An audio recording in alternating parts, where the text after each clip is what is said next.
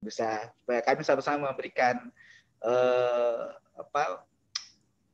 pertanyaan jawaban-jawaban yang bisa kita sama-sama pelajari sama-sama ya.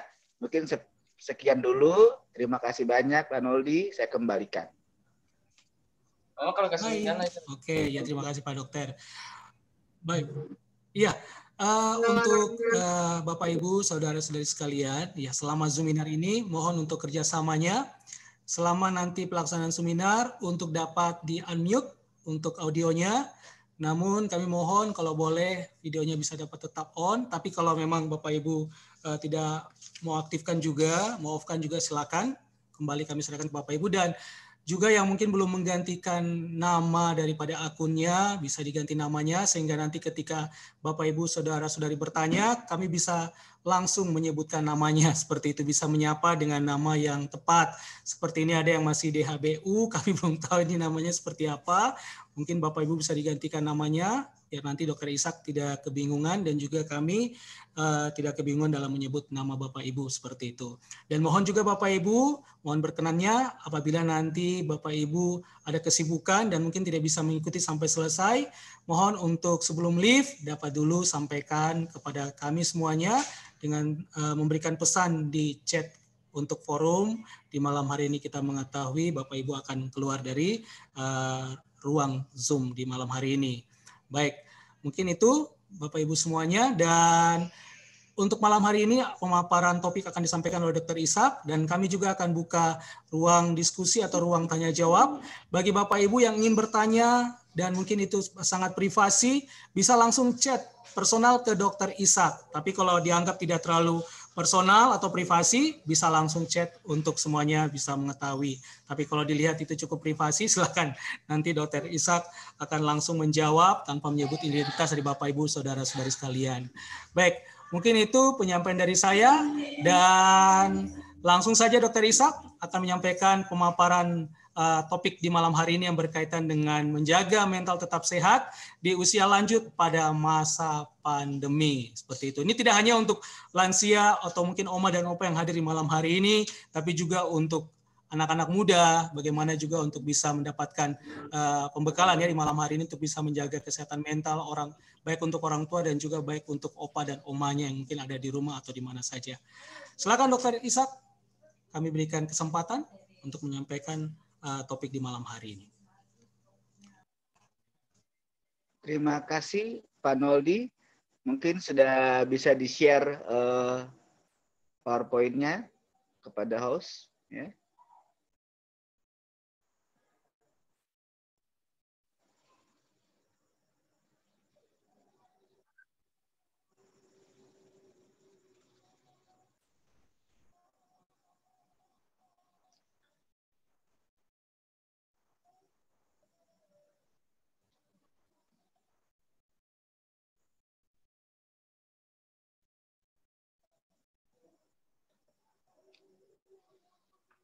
Oke, ya selamat malam Bapak Ibu, saudara-saudara yang sekalian. Terima kasih untuk malam ini. Malam ini saya akan coba menyajikan beberapa hal-hal terkait menjaga mental tetap sehat di masa tua atau usia lanjut atau lansia, lanjut usia di masa wabah ini. Ya. Slide.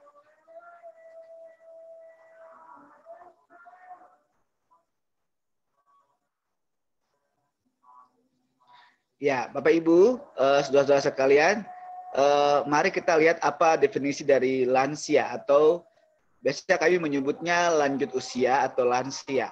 Ya, jadi menurut undang-undang lansia adalah seorang yang mencapai umur 55 tahun, tidak berdaya mencari nafkah sendiri, atau untuk keperluan hidup sehari-hari dan menerima nafkah dari orang lain. Ini menurut Wahyudi, ya. Atau secara WHO bahwa mereka yang mengalami lansia adalah orang-orang yang mengalami secara fisik atau tubuh mengalami kemunduran, ya, secara badan mereka menurun, kekuatan otot menurun, ya, disertai dengan diikuti dengan berbagai macam defisit yang lain, ya, misalnya mulai mudah lupa, mulai tidak jalannya mulai rasa tidak kuat, ya itu definisi-definisi dari beberapa buku lain, ya. Tapi pada dasarnya bahwa mereka yang mengalami usia lanjut adalah mereka-mereka yang secara finansial itu mulai dihitung dari usia 55. Tapi di Indonesia orang lansia sudah mulai dikategorikan, ya, ada disebut dengan pralansia, yaitu usia mulai dari umur 45 tahun ya sampai 60 tahun. Ini lansia disebut dari 60 tahun, dan lansia risiko tinggi atau lanjut usia risiko tinggi ini lebih dari 70 tahun. Ya. Jadi ada definisi usia lanjut atau lanjut usia di sini yang mulai dari 45 tahun sudah mulai disebut pralansia, ya. Jadi Bapak Ibu yang di sini yang sudah umur 45 tahun berarti sudah menuju ke lansia, ya. Slide.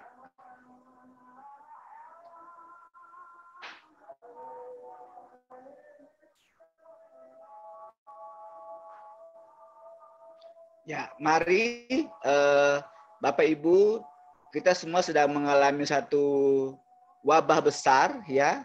Jadi walaupun mereka lansia, ya, tetap mereka bagian dari kita dan mereka tetap berinteraksi seperti kita, tetap ingin bergaul seperti kita dan ingin hidup normal sebelum masa pandemi. Jadi di masa pandemi ini bukan hanya pada anak-anak, orang muda, ya, tapi mereka juga yang usia lanjut juga mempunyai potensi yang sama mengalami gangguan-gangguan atau masalah-masalah mental di masa pandemi ini, ya. Jadi untuk terhindar dari pandemi, ya Bapak Ibu, mungkin saya sebelum menjelaskan tentang gangguan mental, jadi ada beberapa tips untuk orang-orang tua yang mungkin akan kita diskusikan dalam sini, bagaimana terhindar dari COVID-19 pada mereka yang mengalami usia lanjut, ya.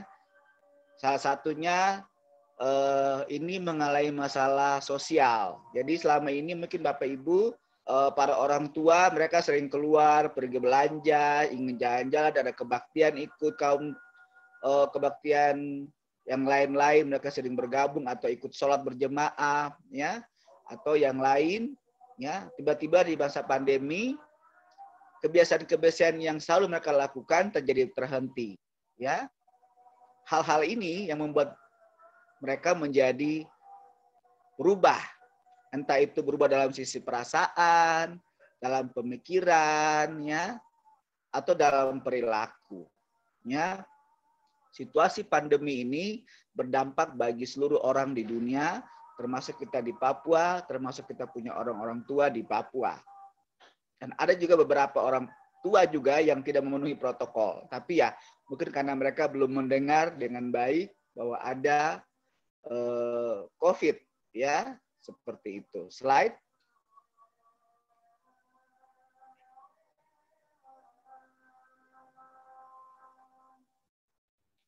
Ya, ini sebelum saya melangkah jauh, saya ingin menjelaskan apa itu sehat jiwa atau mental, ya. Ciri-ciri orang yang sehat jiwa ini menurut kriteria WHO, ya, Badan Kesehatan Dunia, bahwa yang orang yang disebut sehat jiwa atau sehat mental, pertama adalah dia harus merasa bahagia, ya. Kita sendiri harus merasa kita bahagia dulu, ya. Tidak bisa kita mentransfer ke orang lain. Bahasa bahagia itu kalau kita sendiri tidak mengalami bahagia, ya. Jadi kita harus merasa bahagia, rasa nyaman dulu, ya, baru kita bisa mengatakan kita itu sehat. Kalau kita masih dalam keadaan tidak nyaman, tidak suka sama orang, masih tidak enakan sama orang, jadi belum bisa dikatakan bahagia. Jadi sehat jiwa. Karena salah satu komponen sehat jiwa adalah saya merasa senang atau saya merasa bahagia, ya, atau rasa nyaman, ya. Dua, memiliki pandangan hidup yang positif bagi diri pribadi dan orang lain. Artinya apa? Bahwa saya memiliki gambaran-gambaran positif tentang diri saya, ya, tentang apapun yang mengenai kepribadian saya, hal yang positif, dan saya juga menilai orang lain juga yang positif. Jadi tidak ada perspektif negatif terhadap diri sendiri maupun orang lain, ya. Jadi stigma-stigma atau tuduhan-tuduhan atau gosip-gosip, ya, itu dalam sehat jiwa itu tidak ada. Ya, yang ada adalah apapun yang terjadi dengan dia itu hal yang positif. Ya, apapun terjadi dengan saya itu hal yang positif. Jadi semua yang terjadi dengan kehidupan kita itu dianggap positif. Tidak ada yang negatif dalam kehidupan kita. Ya, jadi kita selalu akan berpola, membangun satu pola bahwa ini hal yang positif. Ya, entah itu bisa memperbaiki diri kita atau memperbaiki diri orang lain. Jadi itu, ya. Jadi kita punya pandangan hidup harus positif, ya. Seperti itu. Yang ketiga adalah produktif, ya. Akhir-akhir ini banyak sekali, ya, hampir kita semua tidak produktif karena masa pandemi ini membuat satu social distance atau pembatasan sosial yang berskala besar. Tidak bisa kerja, tinggal di rumah, ya. Harus jaga jarak dengan orang, ya. Ini menjadi satu kendala secara mental bahwa kita tidak akan produktif, ya. Juga produktif itu bukan hanya dari pekerjaan apa yang kita kerjakan, tapi di rumah hari-hari kita memasak, mencuci, mengepel, babat rumput, bersihkan halaman rumah, ya, bersihkan kamar mandi, bersihkan bak mandi, hal-hal kecil yang kita lakukan ke pasar, ya, itu merupakan hal-hal yang disebut sebagai hal-hal produktif. Artinya apa? Kita masih melakukan kegiatan-kegiatan yang rutinitas yang bermanfaat bagi semua orang maupun kita sendiri, ya, seperti itu, ya. Jadi mampu dan produktif, ya. Kalau tidak mampu ya tinggal di kursi tempat tidur, tidak mau bicara, tidak mau bergerak, mau angkat kelas saya susah, ya, itu berarti tidak produktif, ya. Dan yang terakhir adalah mampu menghadapi tantangan hidup. Ya, tantangan hidup pasti Bapak Ibu sudah kenal, kita semua sudah tahu apa tantangan hidup, ya.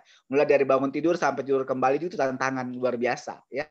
Terus terang, ya, untuk kami para tenaga medis harus setiap hari harus bangun pagi, harus pikir pasien, harus tetap tolong pasien, ya. Dan itu satu stres tersendiri untuk para medis, ya. Di sisi lain mereka juga capek, ingin istirahat, tapi panggilan mereka adalah untuk menolong banyak orang. Bapak Ibu juga mengalami hal yang sama, harus bangun pagi, harus beres-beres rumah, harus ada makanan, harus persiapan anak-anak sekolah, harus siapkan orang tua juga harus pikir bagaimana saya bisa tolong orang di rumah bagaimana. Jadi itu terus berkesinambungan. Jadi kita bagaimana caranya untuk terus tetap mampu menghadapi situasi hidup yang ada dalam masa pandemi ini, apapun yang terjadi, ya kita harus siap menghadapinya. Kalau kita semua siap menghadapinya, kita disebut sehat mental atau sehat jiwa. Ya, Bapak Ibu, kriteria 4 ini menjadi dasar dari kita untuk kita menilai orang lain apakah saya ini mengalami sehat atau tidak. Saya ini mengalami sehat mental atau tidak. Ya. Di sisi lain bahwa selaku manusia, kadang-kadang kita bisa jadi tersinggung, jadi cepat emosi, ya. Dan ini tadi kembali ke diri kita baik-baik, ya, bahwa kita sendiri yang mau mencermin kita seperti apa itu yang tertampak. Tapi definisi ini menjelaskan bahwa kalau kita memiliki 4 ini, niscaya kita bahagia, ya, niscaya kita sehat secara mental, ya. Bukan berarti nanti yang cacat atau yang ada kekurangan secara fisik, ya, disebut juga tidak sehat, tidak, ya. Kalau dia punya 4 ini dalam hidupnya, dia juga dikatakan sehat mental, ya. Jadi sehat mental itu tidak melihat tidak melihat kekurangan fisik, ya. Kita melihat potensi dalam diri dan itu yang menjadi dasar dari hidup sebenarnya. Kalau ada 4 ini dalam kehidupan kita, apapun resiko yang kita hadapi, keterbatasan yang kita miliki, ini membuat kita menjadi survive, orang-orang yang bisa berhasil di kemudian hari. Ya, apalagi di usia lanjut seperti sekarang ini bagi mereka di masa pandemi ini. Ya, slide.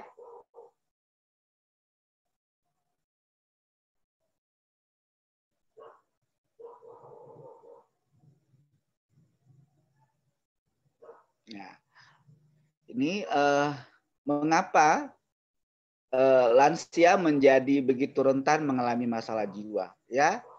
Bapak Ibu, saudara-saudara yang kekasih ya, perlu diketahui bahwa lansia ya mereka memulai umur yang cukup panjang. Tadi saya bilang ada prelansia, lansia dan usia lanjut ya. Jadi mereka yang lansia sudah memulai kita sebut mereka sudah ada dalam satu ranah perjalanan kehidupan yang cukup panjang. Ya, mereka sudah melihat situasi segala keadaan, segala situasi di bumi ini, dalam keluarga, dalam rumah tangga. Mereka sudah istilahnya ketua orang bilang sudah makan garam lah, ya, istilahnya begitu, ya. Jadi mereka-mereka ini secara fisik umur bertambah, ya. Secara otak secara manusia, sel-sel juga akan banyak yang rusak. Ya. Kalau sel-sel banyak yang rusak, itu berarti jumlah sel di otak juga untuk terlibat dalam proses berpikir, kehidupan hari-hari juga akan sangat berpengaruh. Ya. Usia lanjut itu tandanya bahwa kita akan mengalami banyak gangguan-gangguan secara fisik, ya, entah itu sakit-sakit secara fisik, ya, mulai dari sakit yang kecil, yang ringan sampai yang paling berat, ya. Kenapa mereka paling rentan? Tadi, karena apa? Hidup yang begitu panjang, ya, sudah sampai 60 tahun, 65 tahun, ya, bayangkan, ya, saya saja masih umur 40 tahun, 39. Bulan tahun depan jadi 40 tahun. Ya. Jadi hidup yang begitu panjang, ya, mereka sudah lewati dan mereka melihat semua proses yang ada dan kadang-kadang ini menjadi satu pelajaran dalam kehidupan mereka untuk mereka bertindak, ya, mengambil satu tindakan, keputusan, ya, berdasarkan masa hidup yang ada. Di samping sisi lain secara medis, ya, bahwa tubuh mereka akan mengalami satu proses penuaan yang secara bertahap akan turun, ya, seperti itu. Ya, jadi secara fisik mereka sudah tidak kuat, ya, kalau masih muda enak bisa jalan kemana-mana kuat, rasa kuat, bisa jalan 10 kilo, bisa jalan kaki, bisa lari kekuatnya. Tapi kalau mereka yang usia rentan, mereka pikir itu 3-4 kali, apakah saya harus perlu lari, apakah saya harus duduk saja, ya.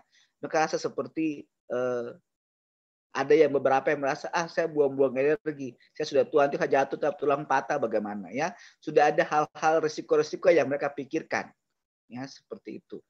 Jadi apa? Mereka dengan usia tua itu sudah ada banyak sekali batasan-batasan yang mereka buat dalam hidupnya supaya menjaga tadi, ya, hidup mereka sendiri, ya.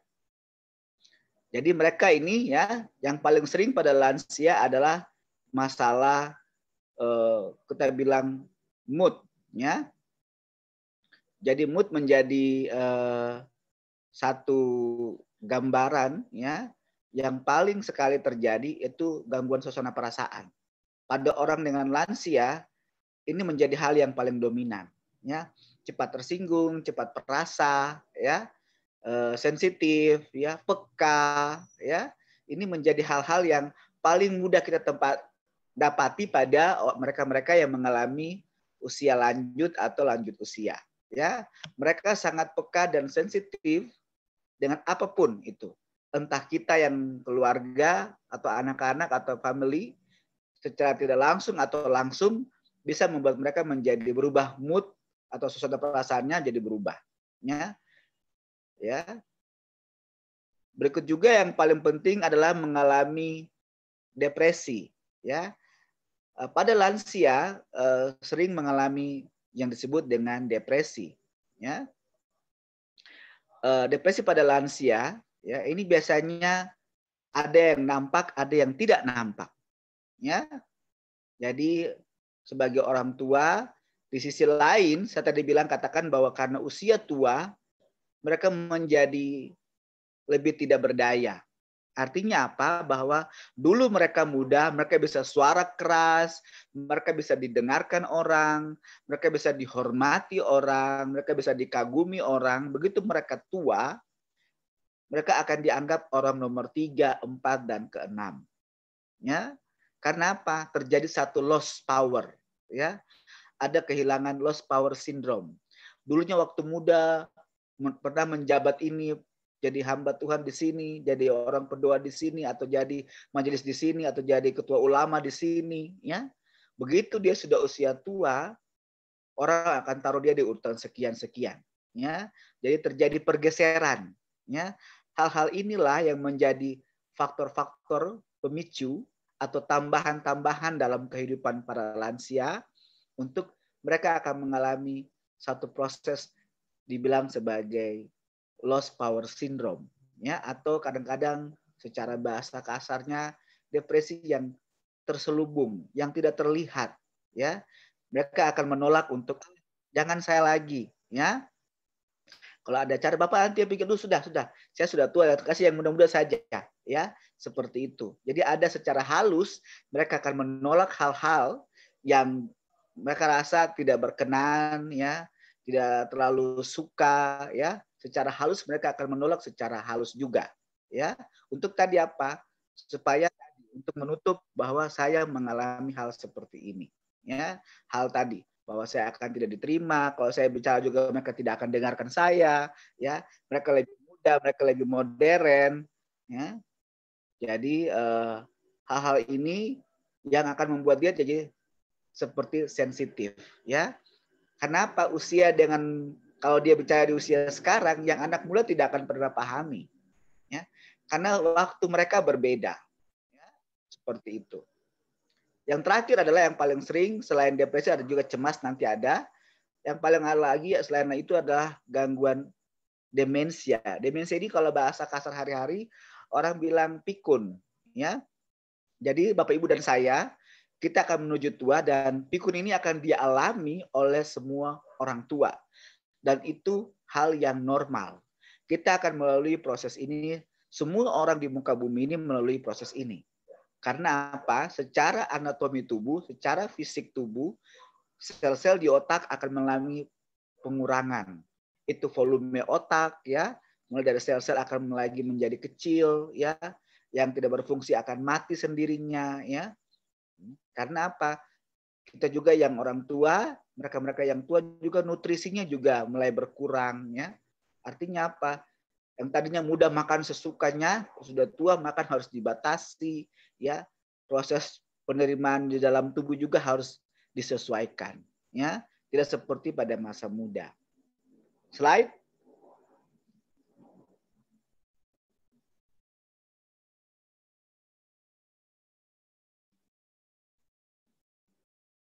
Ya, ini contoh dari gangguan depresi pada usia lanjut, ya.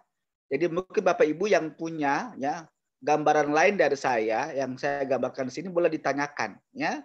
Jadi ada rasa tertekan, ya, seperti di bawah tekanan, ya, terlihat, ya, bisa sedih, kadang-kadang menatap tidak terlalu bagus, tundukan kepala, tidak mau angkat muka, ya, atau bahkan tidak bisa sedih itu menetap, bisa sampai berhari-hari, bahkan tidak mau melakukan aktivitas kegiatan hari-hari, ya. Saya punya contoh ada banyak yang mereka menghentikan makan, ya, contoh. Tidak mau mandi, malas, ya. Bagian dari tindakan yang mereka lakukan, ya. Makannya juga pilih-pilih, ya, misalnya begitu, ya. Jadi ada hal-hal yang memang mereka tertekan atau sedih yang dimanifestasikan dalam bentuk tidak sedih atau menolak sesuatu seperti itu, ya, atau bisa saja dia sedang mengalami satu kehilangan sesuatu, ya, atau ada hal-hal yang dia rasa saya punya teman karib hilang, saya punya teman karib pergi, atau saya orang-orang kekasih pasangan hidupnya pergi, ya, atau anak yang dia kasihi pergi, ya. Pergi dalam arti ini meninggalkan dunia, ya. Jadi atau di tempat lain, tempat tugas lain, atau di kota lain bisa aja terjadi seperti itu. Jadi ini yang membuat mereka menjadi mudah sekali terkena dengan gejala sindrom depresi. Atau juga bisa karena sikap keluarga terhadap orang tua. Ya, kadang-kadang kita yang muda, kita yang berkeluarga, kadang-kadang suatu rumah tangga yang di dalamnya juga ada orang tua, kadang-kadang tindakan, mungkin kita terlalu capek, kita juga punya pekerjaan banyak, urus anak, kadang-kadang kita salah kata, ya, salah tindakan, itu menyakiti secara tidak langsung, membuat mereka, saya tadi bilang, karena apa? Mereka di usia tua itu sangat sensitif, peka, begitu ya. Jadi bisa saja tindakan-tindakan yang kita lakukan itu membuat mereka tersinggung atau tersakiti secara tidak langsung, ya. Ini menjadi dampak besar nanti. Kalau terus bertumpuk-bertumpuk akan menjadi satu bom yang luar biasa di kemudian hari. Atau juga misalnya dia sudah peka terhadap hal-hal yang memang dia sudah batasi tidak boleh, tapi keluarga terus melakukannya, ya. Seperti itu, ya. Jadi atau bahkan yang lain. Jadi biasanya pasien-pasien dengan yang usia lanjut, ya, ini sering mengeluh sakitnya pindah-pindah. Hari ini sakitnya di sini, hari ini sakit di pundak, besok di lutut, besok di pinggang, besok di sini, besok di mata, pindah lagi. Jadi setiap hari itu dia mengalami banyak sekali keluhan-keluhan. Bahkan dia akan meminta kepada keluarga untuk membawa dia untuk diperiksa atau dipijit atau dikasih mandi air panas atau disiapkan air panas atau disiapkan makanan yang begini, ya. Jadi bisa saja dalam gejala depresi yang dimunculkan itu dalam bentuk keluhan-keluhan, ya. Banyak keluhan dan keluhannya bervariasi, ya. Atau keluhan yang sudah diperiksa oleh dokter bilang tidak ada apa-apa, tetap dia masih mengeluhkan terus-menerus seperti itu, ya. Misalnya sudah dibilang kakinya enggak apa-apa, ya. Sudah difoto kaki, foto ronsen kaki, ya cuma mungkin rematik sedikit tapi sudah dikasih obat, anti nyeri, sudah lebih baik, tapi pasien masih merasa bahwa kakinya tidak bisa digerakkan, misalnya seperti itu. Ya, ini bagian-bagian dari simbol-simbol yang mungkin keluarga harus bisa membaca, jangan sampai ini respon yang disampaikan dari orang-orang tua kepada kita dalam bentuk simbol-simbol sakit seperti itu, ya. Ini menjadi dasar kepada Bapak Ibu sekalian untuk bisa membaca perilaku gerak-gerik emosi pada orang-orang lanjut usia atau keluarga kita yang sudah orang tua, untuk kita bisa membaca bahwa oh ini hal-hal yang sepertinya tidak biasanya, ya. Bapak Ibu, saudara-saudara kan tiap hari tinggal dengan orang tua. Jadi bisa mengenali ada hal-hal yang memang orang tua sangat sensitif, ya. Dan itu kalau kita lakukan berulang-ulang kali itu menyakiti mereka, ya. Dan ada hal-hal di dalam rumah tangga yang memang mereka sudah taruh dan tiba-tiba itu bergeser, itu juga menyakiti mereka, ya, seperti itu, ya. Dan secara tidak sadar kita lakukan sebenarnya, ya. Ini berdampak bagi kehidupan mental mereka. Apalagi di masa pandemi ini yang mereka harus tinggal dalam rumah, tidak boleh ada kegiatan di luar rumah, harus menjaga jarak, tidak boleh ketemu dengan banyak orang. Ini menjadi satu potensi terbesar bahwa nanti dia akan berinteraksi dengan semua orang di dalam rumah. Ya, itu berarti bahwa tiap hari ketemu orang yang sama lagi, tiap hari ketemu orang yang sama lagi, ya. Jadi timbul satu kejenuhan yang memuncak pastinya. Ya, seperti itu. Slide.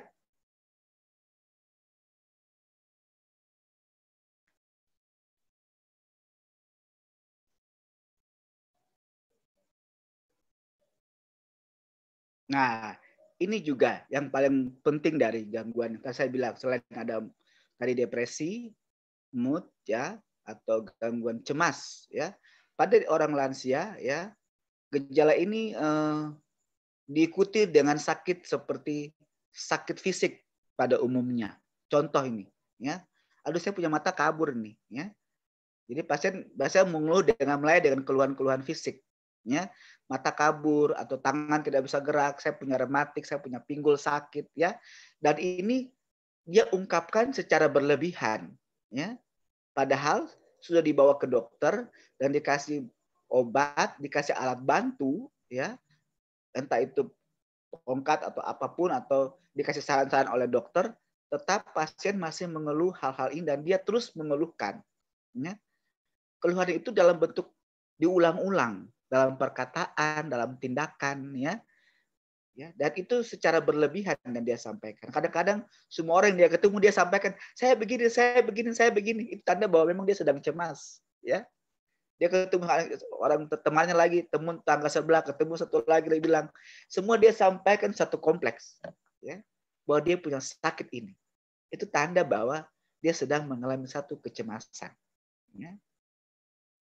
Ya. Nanti kita sama-sama cari, ya. Sebenarnya pada orang tua tidak ada pikiran untuk meninggal. Mereka sudah tahu mereka akan meninggal. Mereka tidak takut dengan kematian. Ya. Karena pada orang tua, hasil penelitian mengatakan bahwa orang tua yang sudah usia tua, mereka tidak takut akan mati. Ya. Kebanyakan yang takut mati itu anak-anak muda, usia produktif, itu yang takut akan kematian. Tapi pada mereka yang usia tua, mereka tidak takut akan kematian. Ya. Yang mereka takutkan adalah mereka tidak diterima oleh keluarga, atau mereka ditolak oleh keluarga, itu yang mereka takutkan. Atau kelompok mereka sendiri. Ya, seperti itu. Jadi sebenarnya pada mereka yang mengalami gangguan cemas, biasanya dia akan ungkapkan berkali-kali. Tapi dia punya pengalaman, ada orang tua yang mungkin dia ketemu tetangga sebelah, dia ngomong lagi, saya sakit ini, saya sudah mampu, saya ini nih. Atau dia ketemu tetangga di ujung lagi, dia cerita lagi, ya. Jadi terus itu satu kompleks semua dia ceritain, ya, tentang sakitnya, tentang keluhannya, ya. Ya, seperti itu. Atau bahkan dia akan mulai cerita tentang gejala-gejala yang dia hadapi, susah tidur, ya, hilang timbul, ya, kadang-kadang berkeringat, berdebar-debar, bahkan dia pikir jangan saya sakit jantung, ya, atau saya ada masalah dengan jantung, sudah ke dokter jantung, bilang oh ya jantung tua, ya.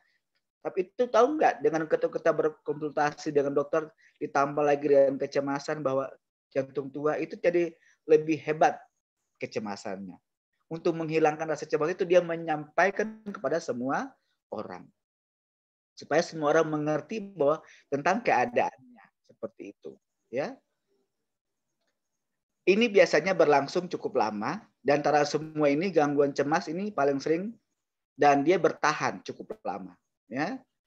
Terutama pada mereka-mereka yang pada masa muda, ya, atau pada masa masih aktif itu terjadi trauma-trauma tertentu, ya. Misalnya ada trauma kecelakaan, atau ada perkelahian, atau ada bentrok dalam keluarga secara psikologis, ya, hubungan sesama saudara lain, hubungan sesama keluarga antara pihak laki dan pihak perempuan, atau antara anak-anak punya pihak pasangan, ya, atau sesama anak-anak, sesama anak mantu. Ini menjadi dampak, misalnya dia punya catatan tersendiri dalam pikiran dan perasaannya tentang hal-hal tersebut, itu bisa memicu kembali, ya.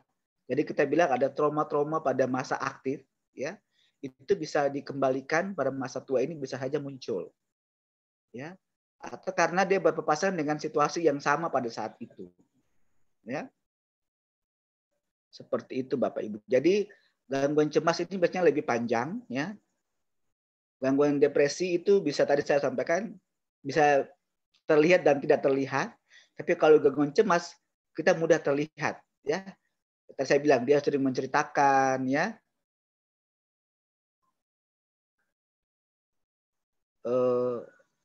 Bapak Ibu mendengarkan saya? Halo, Pak Noldi.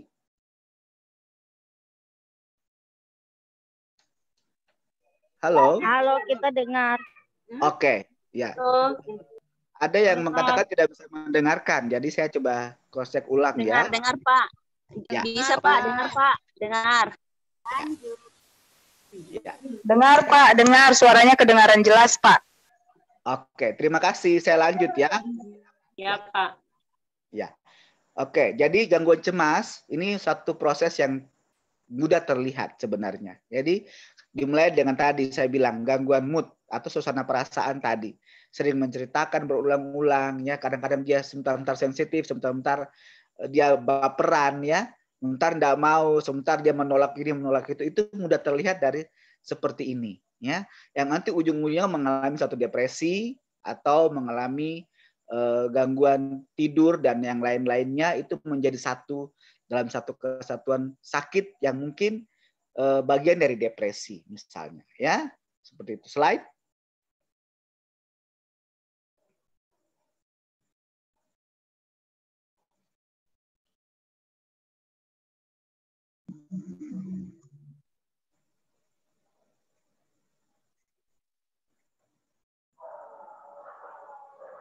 Ya, ini yang saya bilang tadi demensia atau pikun. Ini satu demensia ini pikun, ya.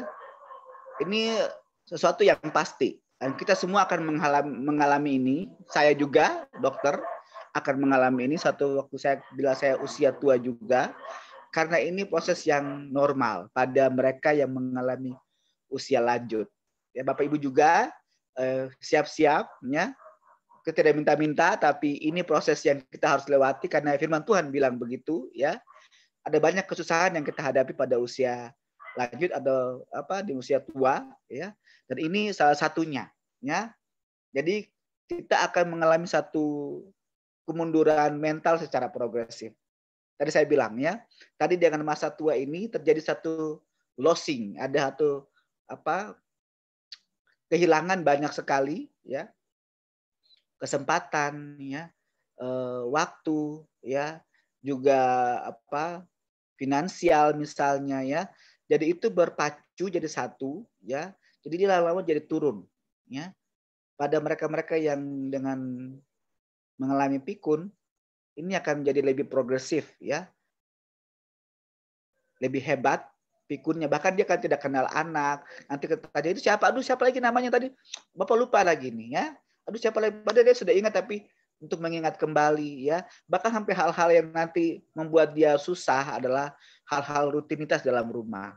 Atau apa yang disampaikan oleh keluarga, dia lupa untuk melakukannya atau mengikutinya. Dan ini membuat dia jadi frustrasi. Ya, seperti itu. Itu dalam kita bilang ABC, ada aktivitas, terus ada perilaku dan pengertian atau keputusan berpikir, ya. Jadi orang dengan pikun biasanya aktivitasnya akan mulai menurun, ya. Jadi sebelum masa demensia atau masa pikun dimulai dengan predemensia atau prepikun, sebelum pikun. Biasanya mereka-mereka yang akan berobat ke rumah sakit, ya, atau dikonsulkan ke saya, ya, oleh dokter-dokter fisik atau dokter saraf atau dokter penyakit dalam, ya, atau dokter bedah tulang, ya, ortopedi, ya. Biasanya mereka mengkonsul, ini pasien terus mengeluh-mengeluh tapi ada sesuatu mood, perasaan yang berubah-berubah, atau mulai dengan gangguan tidur misalnya, ya. Jadi aktivitasnya berubah misalnya. Yang tadinya siangnya tidur, malamnya nggak tidur, ya. Atau dia siangnya santai, malam dia kerja. Membersihkan ini, itu, angkat ini. Padahal malam kalau sudah berhenti, tapi dia mengerjakannya pada malam hari. Jadi mulai terlihat dari aktivitas. Ya, ada yang bisa hiperaktivitas, atau dia kerjanya yang banyak kerja, atau ada yang sama sekali tidak mau kerja. Seperti itu. Terus dia punya perilaku, ya, hari-hari. Ya, ini berhubungan tadi dengan sensitif, ya.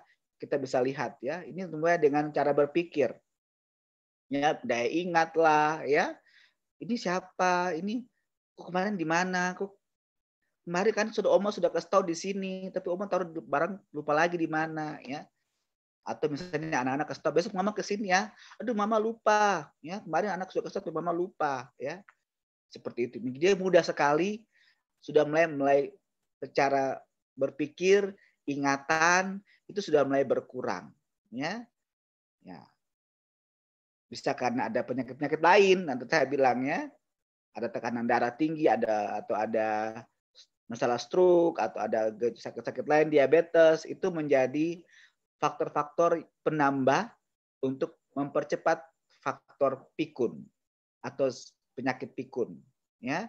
Jadi kalau orang dengan darah tinggi, orang dengan diabetes, ya, orang dengan gangguan-gangguan fisik yang terlalu banyak, sakit-sakit yang terlalu banyak itu sebenarnya memicu orang untuk lebih cepat mengalami pikun. Jadi Bapak Ibu jangan pikir kalau dengan sakit cuma rematik yang berkepanjangan itu, tahu enggak, mereka jadi stres. Dengan stres itu mempengaruhi fungsi berpikir. Ya, akhirnya apa? Tidak bisa konsentrasi, tidak bisa mengingat dengan baik, tidak bisa merekam ingatan itu dengan baik. Jadi sistem menyimpan memori itu terganggu. Ya, jadi apa yang kita sampaikan sekarang ini, karena dia terlalu banyak pikiran, ya akhirnya apa? Proses dia menyimpan data itu tidak teratur. Akhirnya apa? Waktu dia mau mengingat kembali, kacau. Ya, jadi ini bagian dari proses karena ini jangan-jangan orang tua saya mau mengalami pikun ini, ya seperti itu. Jadi biasanya ini ada tersebut dengan behavior and physiological symptom of dementia. Jadi ada gambaran-gambaran sebelum jadi pikun sudah ada perilaku-perilaku yang akan dinampakkan biasanya. Yaitu pertama yang mulai saya bilang tadi ada gangguan mood tadi, ya gangguan perubahan situasi perasaan yang berubah, gangguan tidur, ya atau gangguan perilaku yang lain, aktivitas yang lain. Ya, ini bisa menjadi potensi untuk nanti ujungnya akan mengalami demensia. Ya, tadi cemas, depresi itu bisa bagian dari demensia sebenarnya. Ya, seperti itu. Slide.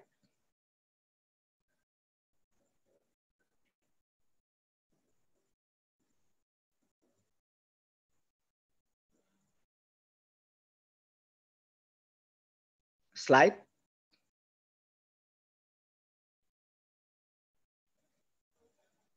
Ya. Bapak Ibu, saya langsung lompat ya. Jadi tadi ada gangguan yang paling sering muncul pada keluarga. Ya, yang saya bilang tadi bisa saja karena tadi sikap kita terhadap keluarga. Ya. Kenapa pada orang tua kita harus jaga mental mereka, jangan sampai kita orang terdekat yang paling dekat itu yang menyakiti mereka. Biasanya mereka yang mengalami sakit atau mengalami sehat mental atau gangguan pada mental, justru itu dialami oleh orang-orang sekitar kita, ya. Jadi secara langsung maupun tidak langsung, tanpa sadar atau tanpa sadar atau tidak disadari, ya. Jadi Bapak Ibu, kenapa saya menyatakan ini? Untuk menjaga mental tetap sehat, sebenarnya itu dimulai dari tadi pribadi sendiri, orangnya sendiri, tapi hasil penelitian bilang kita akan sehat mental jika 90% dalam lingkungan kita atau kehidupan sosial kita itu harus baik. Ini yang saya bilang, jangan sampai kita menjadi kontribusi kepada mereka dengan usia lanjut, mereka mengalami mental yang kurang baik. Mungkin kita sudah siapkan segala macam, tapi tidak sesuai yang dia mau misalnya. Ya, ada sesuatu yang belum beres. Ya, saya rasa ya, walaupun kita memberikan segala macam, tapi ada miss dalam pembicaraan, dalam pendapat atau ide-ide yang dia ingin utarakan. Ya, kadang-kadang sebagai anak-anak atau yang sudah orang tua yang sudah tua, pokoknya bapak dan mama dengar saja ya, tidak boleh banyak protes, ya ikut saja, ya. Jadi jarang memberikan mereka ruang dan tempat untuk berpendapat seperti itu. Kenapa saya bilang perlakuan yang seharusnya diterima oleh lansia dalam keluarga, ya. Jangan sampai kita menjadi faktor utama dalam keluarga, menjadi pencetus mereka mengalami masalah mental. Ya, ini kadang tidak disadari oleh kita semua. Ya, kita menyalahkan dia orang tua, kita menyalahkan dia punya segala macam, tapi kita nggak lihat diri kita sendiri bahwa kita orang pertama atau kita jangan sampai keluarga kita menjadi pencetus mereka dengan lansia sebagai sebagai sasaran lampiasan emosi kita. Ya, yang pertama adalah memperlakukan dengan rasa hormat. Apakah kita sudah melakukan hal itu kepada mereka? Ya, ini bukan hanya secara saya siapkan rumah, ada tempat tinggal, boleh makan, segala. Tapi respect kita menghargai mereka sebagai orang tua, bahkan dalam berpendapat pun kita harus memberikan mereka suatu tempat untuk kita sama-sama berpendapat. Ya. Jadi Bapak Ibu, jadi dalam keluarga itu ada waktu-waktu di mana memang yang pada saatnya harus ada melibatkan mereka untuk berpendapat. Ya. Mungkin kelihatannya nanti kalau dia bicara terlalu banyak, tapi coba sebutkan. Ya. Kita menjadi moderator mereka untuk biar ada ruang di rumah supaya mereka juga bisa mengungkapkan sesuatu. Respect terhadap mereka dengan rasa hormat. ya, menghargai, ya. Akhir-akhir ini kita lihat banyak sekali kan di masa pandemi ini, anak-anak semua tinggal dalam rumah, anak-anak keluar masuk, padahal mereka juga sudah orang tua, mereka sudah baca di internet, sudah baca di sosial media, di televisi bahwa oh harus pakai masker, cuci tangan, ya. Kadang-kadang mereka sendiri juga kalau mau tegur lagi sudah capek tegur, ya, akhirnya mereka jadi diam saja, ya. Seperti itu. Jadi jangan sampai kita menjadi orang-orang yang mencetuskan mereka sakit, ya, seperti itu. Tidak menghakimi atau memarahi, ya. Jadi kita sebagai, ya, sisi lain kita manusia, ya. Saya mengerti Bapak Ibu kita semua manusia dan masih bisa marah, masih bisa emosional, tapi pada porsi-porsi itu kita harus waspada. Tadi saya bilang mereka dengan lansia, ya, ini sangat sensitif dan sangat peka untuk semua pembicaraan, sikap kita. Itu mereka punya di otak, di salah anatomi itu otak menjadi lebih overprotective dalam hal tadi wisdom, ya, berpikir, berhikmat. Dia mengukur semua dengan ukuran-ukuran pada masa mudanya, ya. Jadi apa yang terjadi sekarang ini yang dialami bisa saja karena masa mudanya dia tidak pernah melakukan itu dan tiba-tiba anak-anaknya melakukan hal itu dan itu tidak masuk akal dalam pikirannya, begitu, ya, yang dia sudah ajarkan tapi mereka tidak melakukannya, ya. Ini jangan sampai membuat itu jadi marah untuk kita semua dan menghakimi mereka, ya. Itu kan zamannya bapak-bapak dulu, kita sekarang tidak boleh begitu, ya. Jadi itu secara tidak langsung bahwa kita dengan kata-kata kita mengukur itu kepada mereka, ya. Artinya apa? Kita melepaskan kemarahan kita kepada mereka dengan membandingkan bahwa secara tidak langsung Anda sedang bilang kepada dia bahwa Anda tua dan saya muda, begitu. Saya energik, Anda tidak berdaya. Itu yang mereka akan tangkap. Jadi Bapak Ibu, kata-kata yang kita keluarkan itu untuk kita mungkin tidak maksud seperti itu, tapi pada mereka orang tua itu akan diartikan 3-4 kali lebih hebat daripada apa yang kita pikirkan. Jadi jangan sampai itu menjadi kendala. Ya, contoh sendiri saya sendiri mengalami itu, ya. Jadi kata-kata mungkin ada orang tua di rumah, mungkin dia hanya bilang begini, tolong pergi beli angkat beli galon kah, nanti bawa taruh di sini. Terus nanti ada beberapa anak, cucu-cucu yang mengatakan, Oma kasih uang ke orang lain, so Oma suruh-suruh saya. Itu tidak langsung, kata-kata itu membekas dalam pikirannya. Ya. Dan itu berdampaknya luar biasa. Saya punya ada begitu pengalaman, itu menyakiti mereka. Ya. Dan itu tersinggungnya luar biasa. Begitu, ya. Jadi kata-kata cucu kepada Oma juga, itu kita harus jaga. Ya. Jangan sampai kita menjadi pencetus-pencetus yang kecil-kecil saja lama-lama jadi bukit. Ya, jadi ini hal-hal yang perlu kita waspadai dalam keluarga kita supaya hal-hal ini jangan sampai terjadi. Ya, apalagi memarahi, ya, di depan umum. Ya, terus terang saya sendiri masih manusia, saya kadang-kadang marah bapak saya, ya, dan karena ada perilaku-perilaku yang saya rasa sudah usia tua seharusnya bisa banyak waktu dengan anak-anak, ya, dengan kita semua. Bapak tidak ada waktu, dia justru pergi ke tempat lain, ya. Dan ini juga menjadi masalah. Saya juga mengalami Bapak Ibu sekalian, ya. Bagaimana di masa tua ini membuat mental mereka. Akhirnya apa yang saya lakukan Bapak Ibu? Ya, saya bilang kalau ada waktu boleh pergi berteman atau berjalan dengan teman-teman kantornya Bapak yang dulu sudah pensiun, tapi pakai masker, dan itu waktunya cuma sejam atau 2 jam, duduk terus jangan dekat-dekatan. Tapi kalau saya lihat di depan saya, pasti langsung dia sudah awas-awas, ya, karena ada hal-hal yang saya tahu bahwa di masa pandemi ini kita harus jaga jarak. Tapi sisi psikologis dia harus bersama-sama dengan orang-orang yang seumuran dengannya, dengan pola pikir yang sama, dengan umur yang sama, dengan pengalaman masa muda yang sama, itu mungkin mereka bisa berkumpul untuk saling cerita dan untuk memancing memori mereka pada masa yang lalu, Ya, jadi kadang-kadang saya suruh memang orang tua saya biarkan dia untuk bergabung dengan kelompoknya, usia-usia seperti dia, di atas 60 tahun, ya, untuk mereka bercerita, tertawa, mereka punya cara tertawa lucu, ya, dengan teman-teman kantornya waktu masih jadi muda, ya. Jadi itu saya kadang-kadang saya biarkan untuk supaya apa? Supaya dia tidak terlalu tertekan dengan saya sebagai dokter, begitu, ya. Karena ada hal-hal protokol yang harus saya kasih, batasan-batasan di usia ini makan ini, itu saya kasih tahu biasanya, dan itu juga ada seperti dirasa seperti semua hal kayaknya tidak bisa saya makan. Saya bilang bisa, tapi tidak harus setiap hari, ya. Jadi ada hal-hal yang memang saya siasati untuk bisa mendorong dia supaya ke depan dia tetap sehat begitu. Dan saya sering tanya, Bapak rasa terus marah? Kalau saya marah, dan kadang-kadang kalau saya marah saya minta maaf, ya.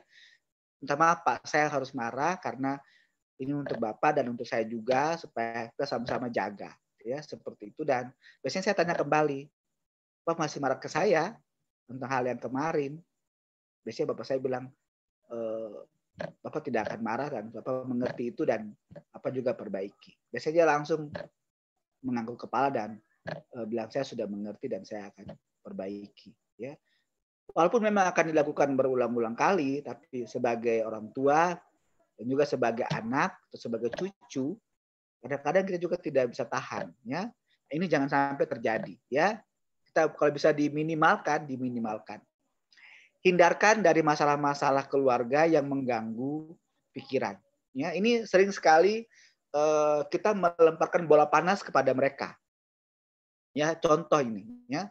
Jadi ada masalah, ada cucu punya masalah mungkin dengan pacaran atau apa di sekolah, kita sengaja bicara terbuka, kita sedang melempar bola panas kepada mereka, ya. Jadi jangan sampai ada hal-hal yang kita rasa harusnya orang tua inti, ya. Jadi sebenarnya orang tua di rumah itu kalau sudah punya cucu, dia jadi sekunder, ya, Bapak Ibu. Jadi ada bapak, mama, dan anak itu jadi keluarga inti. Kalau ada orang tua di rumah mau tinggal sama-sama Bapak Ibu sekalian, berarti dia orang sekunder, orang nomor 2. Artinya apa? Pendapatnya diterima tapi sebagai penyokong, ya. Jadi biasanya saya sarankan kepada keluarga muda yang memang dia membawa orang tua tinggal dengan dia, selesaikan dulu dengan istrimu atau dengan bertiga dengan anak, bapak, anak, dan istri, ya. Kalau baru mau disampaikan kepada orang tua kandung, itu baru disampaikan. Dan tidak semua harus disampaikan. Ada hal-hal yang memang bisa secara ringan dan sedang, yang bisa mereka terima dan pahami, boleh disampaikan. Tapi kalau hal-hal yang mendasar, sebaiknya yang berat atau yang memang butuh konsentrasi yang banyak, sebaiknya jangan. Seperti itu. Ya.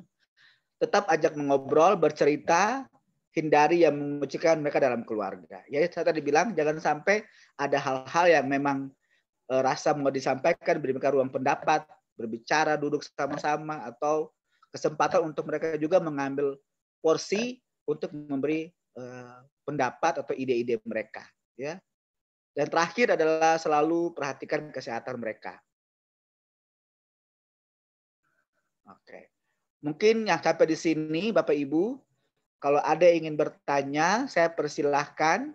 Nanti saya lanjut lagi ke sesi berikutnya, yang masih ada beberapa slide di belakang. Jadi, kalau ada yang ingin bertanya, langsung bisa interupsi, bilang dokter saya ingin tanya. Ya, silakan Bapak Ibu. Ya, Pak Noldi, saya persilahkan. Oke, audiens. Ya, baik.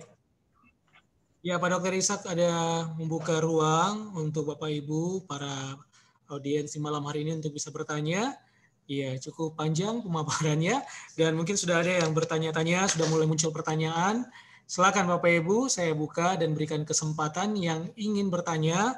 Boleh langsung untuk on-kan audionya, dan juga kalau yang mungkin tidak ingin bersuara secara langsung, bisa untuk nanti bertanya dan juga bisa posting pertanyaannya di chat. Untuk langsung saya akan bacakan dan juga Dokter Ishak akan menyimak dan akan merespon dan menjawab pertanyaan dari Bapak Ibu dan juga saudara-saudari sekalian. Ya, silakan Bapak Ibu ada?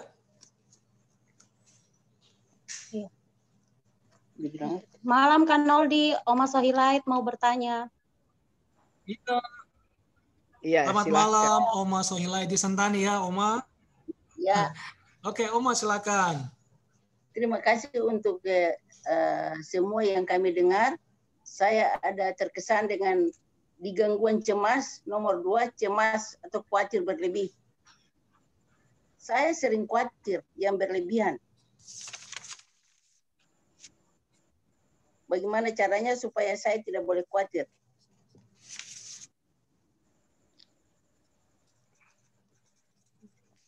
Ya. Iya.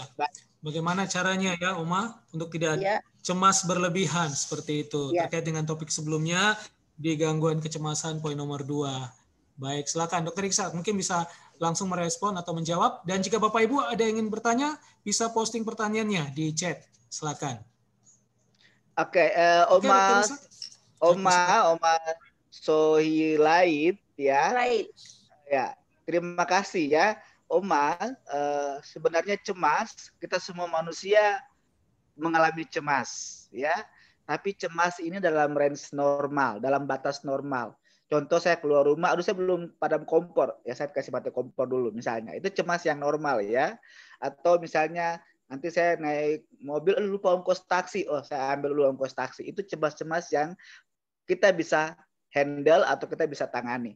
Tapi yang Oma tanya ini cemas yang berlebihan. Kalau dokter boleh tahu ini cemasnya seperti apa? Apa tiap hari rasa diikuti dengan khawatir, jadi hal-hal yang buruk, atau nanti ada hal yang buruk menimpa saya dan keluarga, atau apa kira-kira Oma? Ya. Begini Pak, saya khawatir yang berlebihan itu seperti dengar hujan lebat, saya takut dengan ini siklop. Karena batu-batu banyak di pinggir itu, saya takut dan sampai itu gugur lagi seperti peristiwa 1 tahun yang lalu. Jadi kalau ada hujan, tetap saya khawatir. Ya, baik Oma. Betul sekali. Itu cemas yang luar biasa ya. Kita ingat bahwa kita pernah mengalami banjir bandang Sentani ya, dan itu bukan hanya Oma, mereka semua yang tinggal di daerah Sentani, apalagi Doyo, itu mengalami hal yang sama. Itu yang tadi saya bilang, mengalami trauma. Jadi ada stres pasca trauma.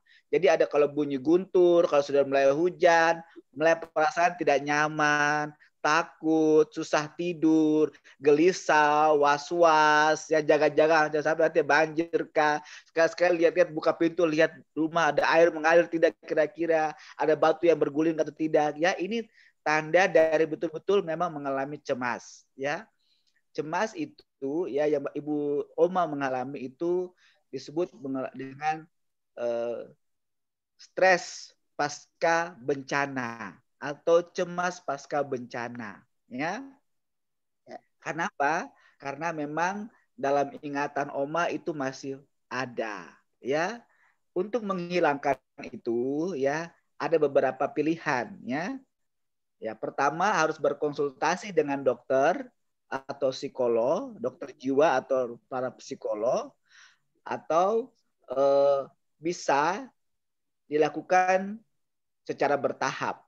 Ya, mungkin pada saat muncul kejadian itu minta bantu orang di rumah untuk memberitahu Oma bahwa tolong sampaikan ke saya kalau ada hujan, ada guntur, supaya saya tidak cemas, temani saya untuk sama-sama kita lihat situasi. Ya, jadi mungkin untuk sekarang, ya, apalagi musim Desember ini, musim Desember banyak hujan, banyak cuaca tidak bagus, pasti cemasnya semakin banyak nanti ini ke depannya. Ya. Jadi apalagi nanti bisa sampai tergangguan nanti kalau tengah malam tiba-tiba hujan, jadi bangun tidur tidak tidur lagi sampai terganggu tidur, bisa berpengaruh kepada sakit-sakit lain, tensi jadi naik, gula jadi naik, ya seperti itu. Itu dampak dari tadi cemas karena tadi pernah riwayat trauma dengan banjir pada Sentani, ya. Dan caranya yang paling mungkin sekarang ini adalah berkonsultasi dengan dokter. Saya sarankan itu hal yang utama. Terus yang berikutnya adalah nanti oleh dokter akan dilakukan terapi, ya, atau psikolog kami biasanya melakukan terapi namanya kita bilang terapi pemaparan, ya. Jadi kita akan beritahu lagi kembali, kita akan flash ceritakan itu ulang lagi supaya Oma menerima situasi tersebut dan mulai menjaga diri dan mulai bisa menerima situasi-situasi seperti itu, ya. Jadi sebenarnya Oma cemas adalah jangan sampai saya mengalami keadaan yang sama pada saat itu. Jadi ada batu bergulir, ada banjir sampai atau saya tidak selamat. Itu yang mungkin Oma khawatirkan, ya. Jadi yang pertama ya tetap tenang, ya. Saya tadi bilang bahwa cemas itu ada. Yang pertama tetap tenang, ya. Kalau bisa misalnya kalau mau ada waktu konsultasi, silahkan berkonsultasi dengan dokter, ya, untuk menanyakan hal itu. Jangan sampai berdampak pada kesehatan lainnya. Itu hipertensi kah, darah tinggi bisa naik, bisa ada gangguan tidur, nanti gula bisa naik, nanti tiba-tiba asam lambung bisa naik, ya. Jadi itu cemas itu dia memunculkan banyak sekali manifestasi sakit fisik yang akan terjadi. Jadi harus dikonsultasikan. Nanti ada beberapa tahap dalam pengobatan yang kita bantu supaya nanti Oma akan kalau bunyi hujan lagi, bunyi guntur lagi, tidak perlu cemas. Jadi biasanya itu otak sudah ada sistem di otak kita yang memang dia seperti alarm. Begitu ada hujan langsung dia itu pusat dicemas di otak dia keluar. Jadi itu langsung jadi alarm. Ting, ting, ting. Jadi Oma langsung berlebihan cemasnya dibanding dengan mereka-mereka yang di sekitar rumah. Seperti itu. Jadi biasanya mereka-mereka yang satu kompleks, yang satu tempat tinggal di situ yang kena banjir bandang, hampir semua mengalami hal yang sama, ya. Jadi untuk hal-hal ini supaya tidak terjadi lagi, sebaiknya dokter saran tetap tenang. Kalau misalnya ingin supaya ini bisa berhenti, harus konsultasi dengan dokter secara privasi, ya. Karena ini coba ini akan terus berdampak karena pada musim-musim ini akan terus berjalan. Supaya tidak apa? Supaya dampak dari cemas ini tidak melebar ke sakit-sakit yang lain. Ya, saya bilang tadi, tiba-tiba tensi bisa naik karena tidak tidur bagus, karena harus siaga, was-was. Ya, kalau orang was-was itu kan tensi naik, waspada terus. Ya, semalaman jaga tuh jangan sampai ada banjir. Ya tidur-tidur pagi langsung oleng, pusing. Ya, asam lambung naik. Itu terjadi, ya, seperti itu. Jadi sebaiknya konsultasi supaya nanti pada saat datang seperti hujan lagi, bunyi guntur segala macam, Oma sudah bisa menerima dan menganggap itu tidak terlalu berat dan bisa menjalani dengan lapang dada dan menerima situasi itu. Bahkan Oma akan menerima situasi yang masa lalu, yang kemarin terjadi, Oma harus terima. Kami akan ajar bagaimana cara menerima dan itu dalam satu sesi terapi biasanya. Ya, jadi Oma mengalami cemas seperti itu hanya pada saat ada guntur hujan seperti itu. Ya, Oma, begitu saya pikir. Ya. Mungkin Oma. Ya. Terima kasih. Ya. Baik, terima kasih Pak Dokter untuk jawaban dari pertanyaan Oma Sohilait ya. Dan ini ada penanya berikutnya ini yang langsung chat privat ke saya. Dia bertanya, bagaimana Pak Dok kita bisa membedakan bahwa sikap perilaku orang tua kita itu tentunya adalah gangguan mental tipe depresi seperti itu.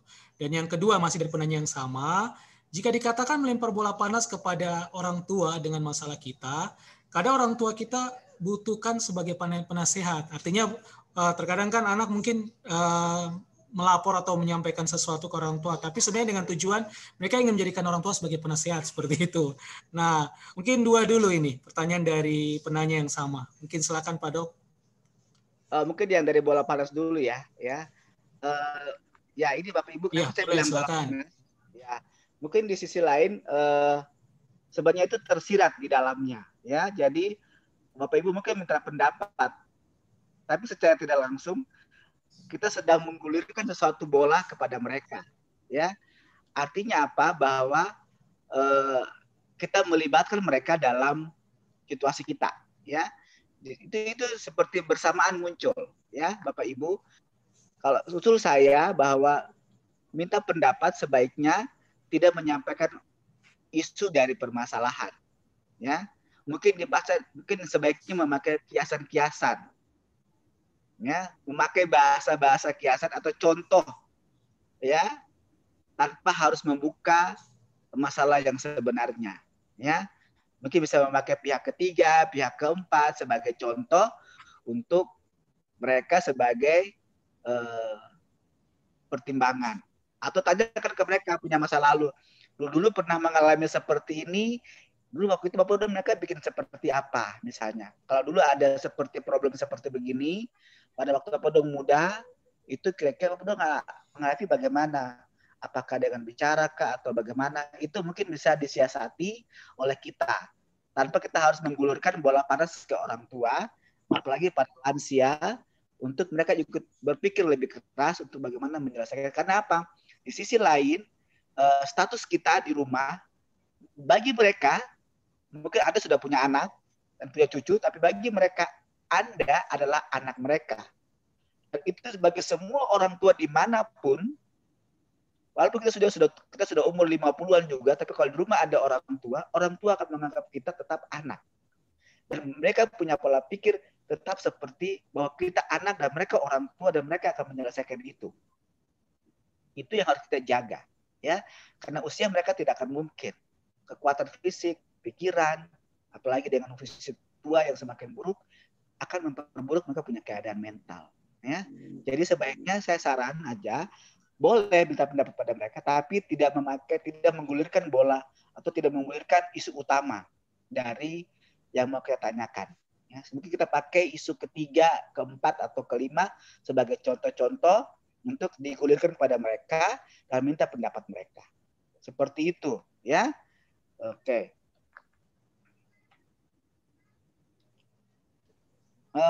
Yang pertama, Pak Dok, bagaimana kita bisa membedakan perilaku orang tua itu?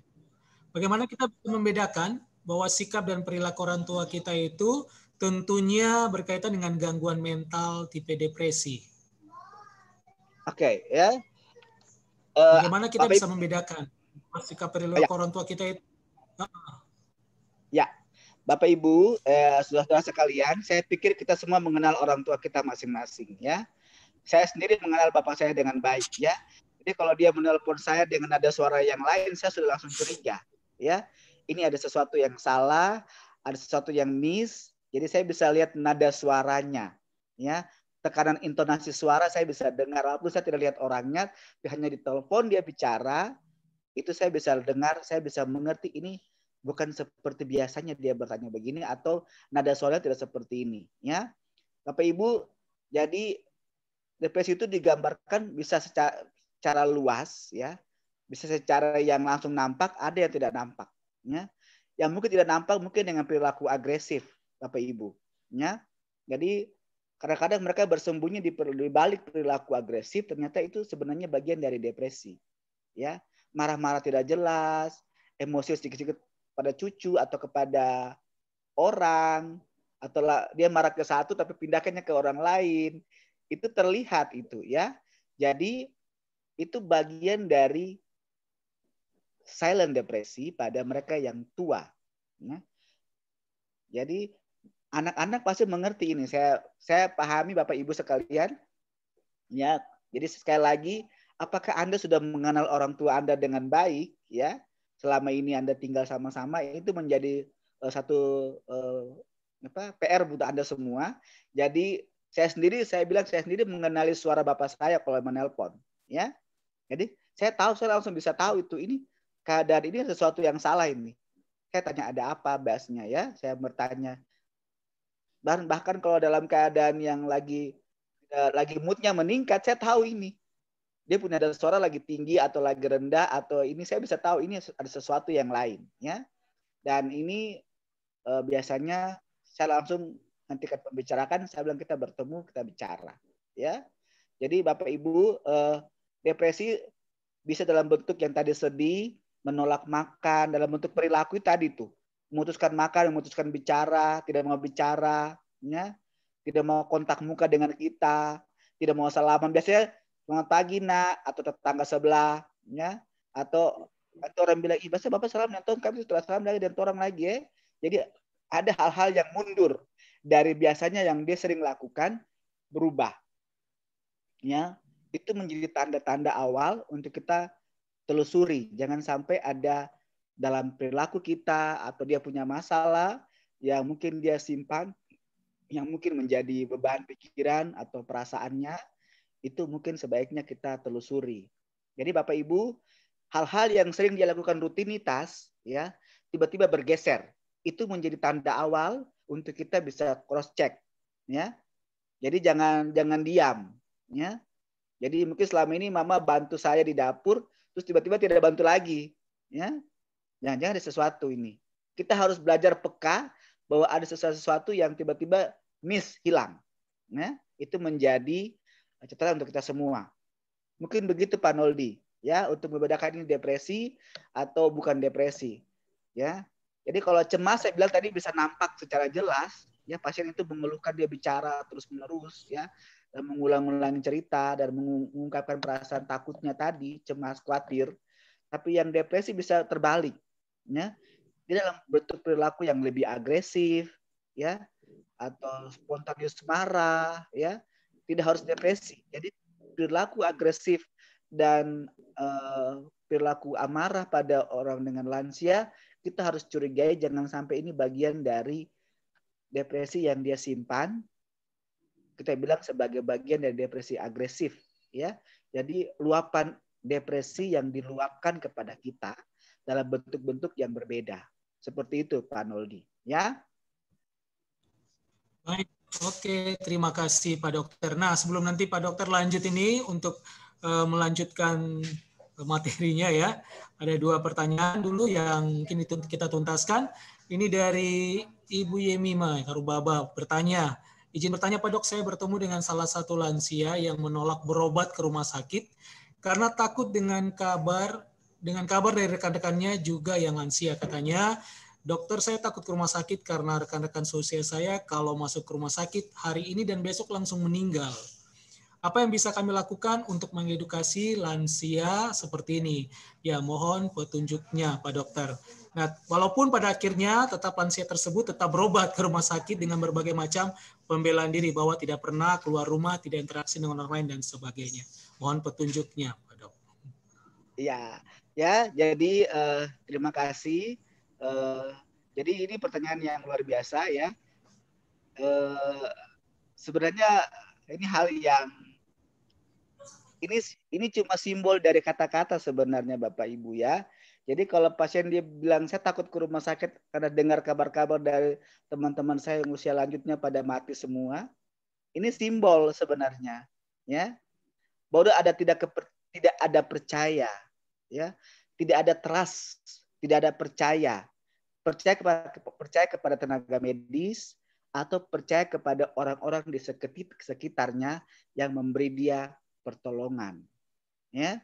Ini simbol sebenarnya yang dia sampaikan, ya, bahwa apa yang dia lihat kepada teman-temannya itu, mereka datang hari ini besok mati, ya.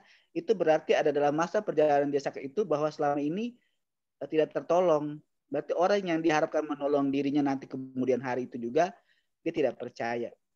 Bahkan dia juga tidak percaya keluarganya. Ini tanda bahwa ada sesuatu yang lain ini, ya. Entah itu dia takut dia sampai ke rumah sakit, oh saya tidak urusi saya, ya, saya tidak bisa bikin apa-apa lagi di sana, tiba-tiba saya di karantina atau apa. Jadi ada hal-hal yang memang kita harus tanyakan kepada pasiennya langsung, ya. Mama ada apa sampai takut dengan kematian, ya. Jangan sampai dia punya pengalaman lalu, ya, dengan pihak keluarga atau teman-teman punya keluarga, buat teman-temannya itu meninggal karena ada cerita-cerita di balik itu, ya. Apakah karena mereka tidak siapkan dia atau mereka tidak tolong keluarga lainnya, itu menjadi telusur khusus bagi Dokter Yemima. Ini Dokter Yemima kayak tidak salah ini yang bertanya, ya. Jadi sebaiknya nanti ditelusuri itu. Jadi biasanya pasien datang itu dengan kata-kata simbol-simbol, ya. Jadi jangan terima mantah-mantah Bapak Ibu sekalian, ya. Jadi bahasa orang tua itu dia berbicara tapi sebenarnya itu bicaranya simbol, ya. Dia tidak langsung berbicara nyata, ya. Seperti itu. Jadi sebaiknya ini kalau dia bilang begini, ini tanda bahwa dia tidak percaya tenaga medis, dia tidak percaya orang-orang di sekitarnya bahkan keluarganya yang mengurus dia untuk langsung membawa dia ke rumah sakit seperti itu. Ya, jadi ada tidak percaya, khawatir karena takut dan sampai mereka tidak urus saya seperti itu. Biasanya ini dialami oleh orang tua yang anak-anaknya sibuk atau punya banyak urusan yang kehidupan sebelum dia pandemi ini dia sudah punya pengalaman lalu-lalu, ya. Kalau saya minta tolong, bos semua tidak ada begitu, ya. Atau dia punya pengalaman lalu-lalu, ya. Tiba-tiba sakit, minta tolong semua lagi sibuk misalnya, ya. Jadi itu dia takut jangan sampai hal ini terjadi dia ulang lagi kepada dia, ya seperti itu. Seperti itu mungkin ya. Baik, oke, terima kasih Pak Dokter. Dan ya, pertanyaan terakhir sebelum nanti Pak Dokter lanjut. Ya, datangnya dari Ibu Nur Casana, beliau bertanya, ya, kenapa kejiwaan lansia pria dan wanita berbeda? Contohnya saja kepribadian lansia pria berubah itu seperti apa? Apakah ciri-ciri yang dimiliki lansia ya juga berlaku bagi yang muda-muda? Karena ada kalanya orang walaupun belum lansia nih juga mengalami cemas, depresi, dan lain-lain. Terima kasih. Oke, silakan Pak Dok. Ya, Bapak Ibu, terima kasih untuk Nur ya. Jadi ya kita tahu bahwa laki dan perempuan berbeda ya. Hormon kita juga berbeda ya. Saya lupa sebutkan bahwa tadi saya sudah sebutkan di awal webinar bahwa pada proses tua akan menjadi suatu penurunan secara fisik atau tubuh, semua akan mengalami perubahan yang hebat. Ya. Salah satunya adalah pengaruh hormon. Ya, kita tahu bahwa pada laki-laki ada hormon laki-laki yang disebut sebagai testosteron, yaitu membentuk otot, massa otot, kelaki-lakian, ya, wibawa laki-laki, pola pikir laki-laki, ya, pada usia muda itu sangat banyak, ya, agresif, jadi bisa jadi lebih kuat, lebih maco, lebih gagah, ya, itu pada laki-laki pada usia muda. Begitu dia tua, itu berubah, ya. Yang tadinya perempuan waktu muda lebih cantik, lebih jaga diri, bisa mawas diri setiap hari mau lihat muka di cermin, bali-ali akan muka di cermin. Tapi nanti sudah tua itu mulai berubah, ya. Karena apa? Laki-laki akan sering mulai lebih lembut dibanding perempuan. Perempuan nanti pada masa tua lebih agresif dibanding laki-laki. Jadi porsinya tertukar. Karena apa? Pengaruh hormon. Pada usia tua, pada perempuan, hormon perempuan akan habis, selesai. Dia diproduksi lagi. Pada masa menopause, itu hormon perempuan akan stop. Ya, dan laki-laki juga akan mengalami andropause. Perempuan menopause namanya, kalau laki-laki namanya andropause. Jadi pada perempuan, hormon perempuannya itu yang tadi mengatur dia lebih sensitif, lebih peka, itu berkurang. Jadi dia lebih kencang, ya. Bahwa dia akan nanti kita lihat itu bahwa perempuan dalam rumah pada omong-omong tuh mereka yang mengambil keputusan, mereka yang mengatur suami mereka, ya. Karena apa? Karena hormonnya berganti, ya. Jadi perempuan lebih banyak mulai naik, ya. Dia punya hormon pemimpin, jadi mau jadi seperti laki-laki, ya. Laki-laki jadi lebih lembut, perasa, penurut, ikut maunya, ya. Jadi dia lebih turun, ya, karena tadi hormon laki-lakinya sudah mulai turun, hormon perempuan tadi sudah berakhir, dia naik sekarang. Jadi berganti, ya. Jadi pada orang lansia terjadi perubahan hormonal yang berubah. Pada perempuan dan laki-laki atau pada lansia laki dan perempuan itu berubah, ya. Karena tadi perubahan hormonal tadi. Laki-laki menjadi lebih sensitif karena tadi hormon androgennya turun, naik hormon yang estrogennya, yang perempuan hormon estrogennya turun, naik hormon laki-lakinya. Seperti itu. Ya, makanya kalau pada kita kelihatan yang lebih power itu oma-oma, ya, lebih energik, lebih bersemangat, ya, kebanding dengan opa-opa, ya, karena hormonnya berubah. Bahkan mereka akan mempush suami-suami mereka atau opa-opa untuk, ayo semangat lagi, karena emang Tuhan sudah atur begitu, ya. Pada masa muda laki-laki lebih tua menonton perempuan, pada masa tua nanti perempuan membantu laki-laki di masa tuanya. Seperti itu mungkin, ya. Dan juga untuk gangguan cemas pada orang muda, itu definisi lain, ya, sebenarnya karena selama masih hidup kita akan mengalami cemas, depresi. Tapi pada lansia ini dikhususkan karena pengaruh tadi pertumbuhan dan perkembangan tubuh secara fisik menurun. Di usia muda biasanya terjadi itu karena pengaruh stres yang berlebihan, ya, Kalau pada usia tua, ini secara tidak langsung berhubungan dengan fungsi tubuh mereka sendiri yang lebih berisiko karena hormon, karena fungsi tubuh, fungsi otak semua jadi menurun. Ini berdampak dalam kondisi mental mereka. Begitu, Bapak Noldi. Oke, baik. Terima kasih Pak Dokter untuk tanggapan dan jawaban dan untuk para penanya ya. Baik Pak Dok, silakan lanjut untuk topik atau materi terakhir. Ya, slide silakan.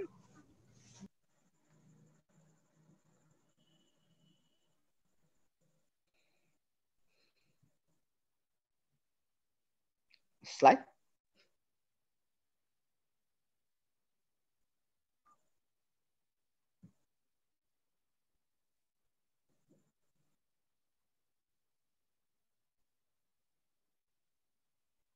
Ya, ya.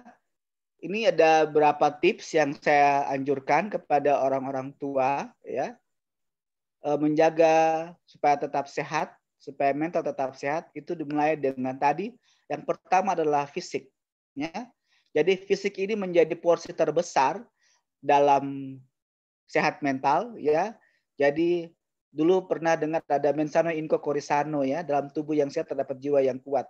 Jadi sekarang ini pada usia yang tua ini menjadi porsi yang lebih besar karena tadi porsi tubuh mereka sudah berubah secara anatomi bentuk tubuh yang dulunya muda seksi pinggang ramping sekarang tua tidak beraturan kulit keriput ya.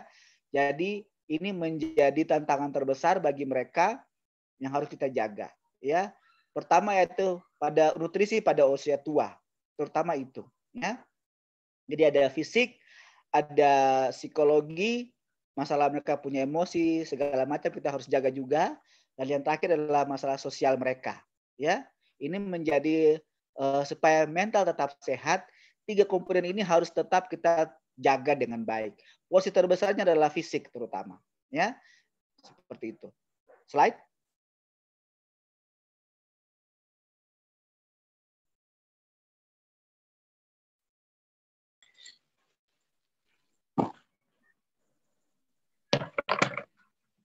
Ya, ini fisik, Bapak Ibu.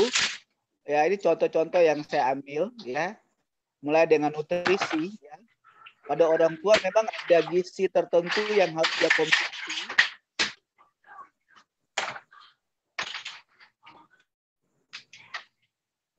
Pada orang tua, ya, memerlukan nutrisi khusus dibanding kita yang masih muda, ya. Lebih banyak mikronutrisi kita bilang ya. Jadi hal-hal yang tidak mementingkan lagi otot tapi hal-hal yang berfokus pada gizi-gizi yang lebih terperinci ya. Jadi lebih banyak makan sayur, buah, kacang-kacangan ya. Yang berhubungan dengan karbohidrat lebih banyak dikurangi, lebih banyak berhubungan dengan buah dan sayur dan air ya. Dan juga sedikit susu bisa juga dengan protein ya. Jadi pada usia tua makanan itu menjadi hal terpenting dari mereka ya. Ini karena harus dijaga seperti itu. Yang kedua adalah latihan fisik ya. Entah itu berolahraga ringan, jalan pagi, jalan sore, jalan di depan rumah, jalan 10 langkah atau 20 langkah, duduk berdiri ya. Atau mau menyapu hal-hal jangan menyapu satu lapangan tidak boleh, menyapunya barang mungkin 1 meter 2 meter atau ada punya taman di depan rumah ya, atau pagi-pagi hari mau jalan santai ya, atau di luar negeri banyak orang melakukan ini yoga atau meditasi refreshing untuk apa?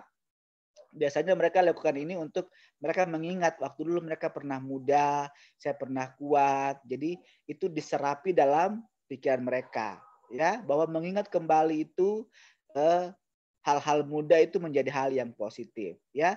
Ini olahraga bersama lebih baik juga ya, sesama lansia itu sebaiknya ada olahraga bersama. Karena apa? Kalau digabung orang tua dengan anak muda itu kurang bagus biasanya, ya. Biasanya sama mereka dipimpin oleh mereka yang profesional untuk bantu mereka yang orang tua untuk olahraga yang di masa tubuhnya yang tidak begitu kuat, mereka bisa olahraga yang sepantasnya seperti apa. Ya, jangan yang berat-berat, ya, olahraga yang lebih ringan, ya, supaya mereka tetap energik, tetap jaga kesehatan, ya, di masa tua, ya. Dengan fisiknya yang oke ini, ya, ini bisa menjadi pengaruh besar kepada mental dan juga sosial. Slide.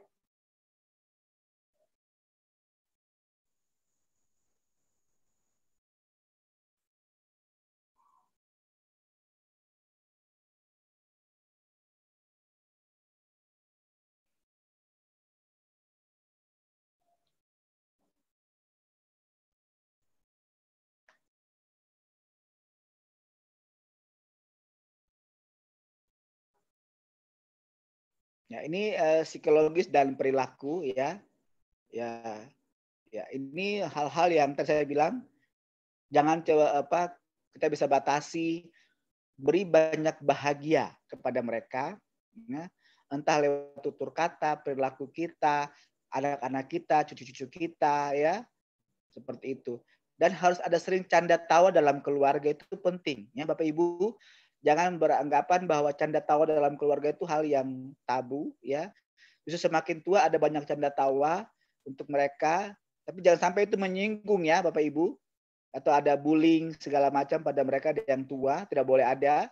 Tertawa aja dalam hal yang bahagia, yang memang sungguh-sungguh lucu, dan itu membuat mereka cukup bahagia, ya. Apalagi kalau ada cucu-cucu yang datang ke rumah atau bersalaman lihat dari jarak jauh, ya, atau dalam masa pandemi ini harus pakai protokol, ya, seperti itu, ya. Jadi menjaga emosi pada mereka, tetap berbicara, tetap berkoneksi dengan mereka, ya, tetap libatkan mereka dalam segala macam, tapi ingat tidak kasih isu utama, ya. Isu utama disembunyikan, dikasih isu yang lain yang menggambarkan isu utama, seperti itu, ya. Mereka hanya diminta memberi contoh, ya. Kalian memakai contoh untuk menyampaikan kepada mereka, jangan sampai emosi dan perilaku mereka berubah gara-gara tadi bola panas yang disampaikan, ya. Jadi menjaga emosi dan perilaku mereka itu juga menjadi porsi terpenting dalam masa tua mereka, ya. Yang paling banyak adalah biasanya dengan cucu-cucu, ya. Biasanya oma-oma itu sudah, ya, sebenarnya semua cucu dia sayang, tapi kita semua tahu bahwa ada pasti yang disayangi, ya. Hal itu biasanya menjadi harapan untuk kita bawa cucu ini untuk supaya oma kembali baik, ya, supaya moodnya senang kembali. Jadi hal-hal begini bisa menjadi fokus perhatian kita. Kita tahu bahwa ini bisa menolong dia supaya tadi masalah psikologis atau masalah emosi dan perilaku dan masalah mental itu bisa kembali pulih secepatnya, seperti itu. Slide.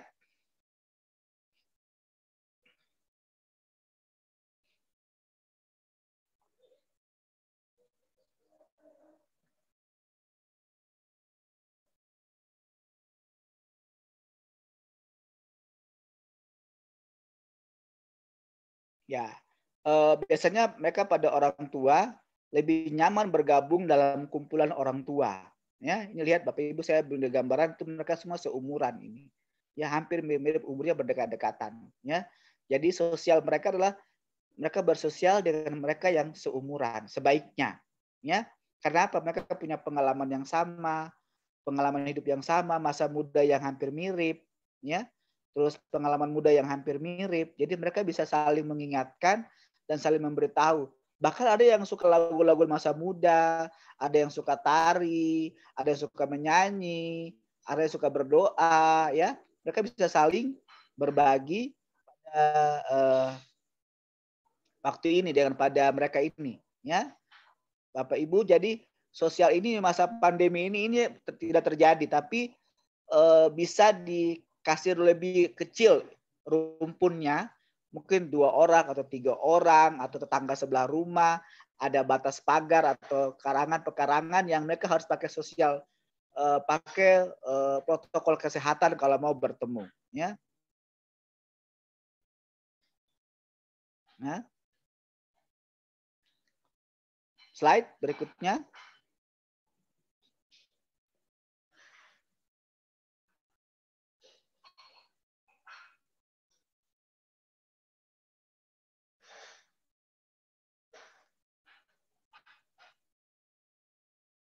Ya, ini masa pandemi. Jadi ingat tadi Bapak Ibu, masa pandemi ini menyerang semua orang. Orang tua atau orang lanjut usia menjadi usia rentan yang terkena pandemi. Karena apa?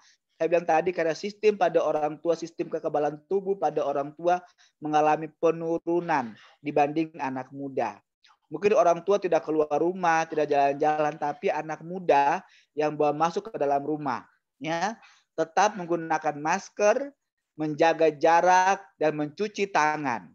Ya, ingatkan kepada Bapak Ibu punya orang-orang tua, Bapak Ibu boleh kasihkan mereka, Mama, Bapak, ingat pakai masker, jaga jarak, mencuci tangan. Masker sekarang bisa pakai masker kain, ya. Jaga jarak, selalu mau berbicara. Walaupun itu cucu atau anak mantu kah, anak kah, mau cipika-cipiki, batasi dulu sekarang. Tetap berbicara, tapi dengan jaga jarak, ya. Atau coba cium tangan saja bisa, atau hormat kah, say hello dari jauh, ya. Atau kiss-kiss kah dari jauh, boleh, ya. Tapi untuk berbicara dekat, atau apalagi berbicara di telinga, atau di muka langsung, atau cipika-cipiki sebaiknya dihindari. Nah, bisa tertawa ya dengan mereka dengan jaga jarak, pakai masker. Ya, ini menjadi dasar di masa pandemi ini mereka sendiri dengan masa pandemi juga orang tua terbatas. Tapi ini bukan hanya mereka, kita semua mengalami keterbatasan itu karena wabah. Dan mereka juga mengerti kalau kita melakukan proteksi, mereka juga proteksi. Jadi sebelum kita ketemu mereka, kita harus ingatkan kepada mereka, Oma atau Opa, saya mau ke rumah. Nanti saya pakai masker, Opa juga pakai masker ya, itu sama-sama berbicara. Jadi saling mengingatkan untuk menjaga kita semua. Ya, bukan hanya Opa sama Oma yang disuruh pakai masker, kita tidak pakai masker, tidak boleh. Opa pakai masker, saya juga pakai masker. Ya, kita jaga jarak 1 sampai 2 meter, jaga jarak bicara, ya. Misalnya di rumah ada anak-anak kecil atau ada cucu-cucu yang lari-lari atau keluar rumah atau ada yang pergi sekolah atau kemana-mana pulang, ingatkan kepada cucu-cucu supaya tetap mandi dulu baru ketemu oma, seperti itu, atau opa, ya, seperti itu. Slide.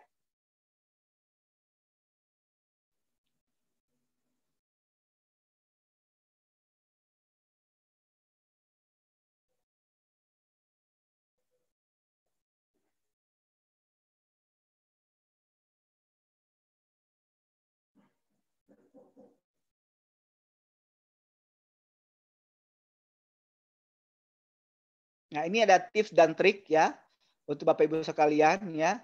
Jadi saya anjurkan ke Bapak Ibu untuk buat sebuah rutinitas baru bagi mereka untuk orang tua karena masa pandemi ini kan mereka tidak kemana-mana. Jadi Bapak Ibu wajib buat sebuah rutinitas baru yang mereka lakukan tiap hari di rumah. Batasi diri dengan terpaan berita-berita di media-media tentang banyak orang mati segala macam, itu dibatasi. Ya, tetap terhubung dengan orang terdekat, entah dia punya teman atau orang tua punya saudara perempuan, saudara laki-laki, family lain, tetap berhubungan lewat telepon kah atau apa, video call kah, boleh lakukan. Berikutnya adalah tetap rawat diri ya, terus cari kesukaan televisi atau TV apa yang dia suka, terus di buku kah atau koran kah yang dia mau baca, harus siapkan supaya ada hal-hal ini yang menjadi lampiasan untuk terus bisa berkoneksi dengan memperbaiki mood ya. Kita harus siapkan itu supaya dia mood tetap stabil. Terus tetap percaya dan optimis bahwa masa pandemi ini akan berakhir ya. Itu terus disampaikan kepada mereka bahwa Pak, Ma, nanti ini berakhir kita akan jalan-jalan. Itu terus diperkatakan ulang-ulang kepada mereka bahwa mereka harus percaya bahwa penyakit ini akan berakhir dan kita akan kembali seperti semula. Ya, seperti itu. Slide.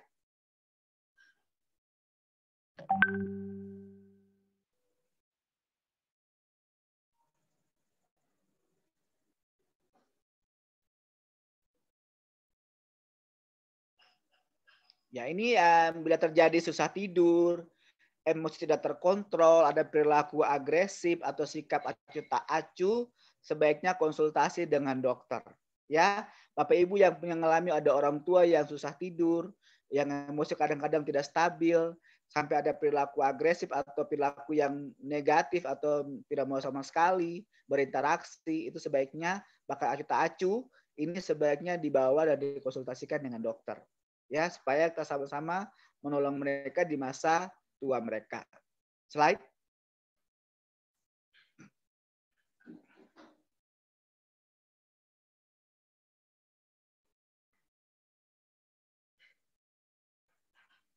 Ya, ini contoh simbol ya, dengan jaga jarak, ada cucu bermain dengan oma ya.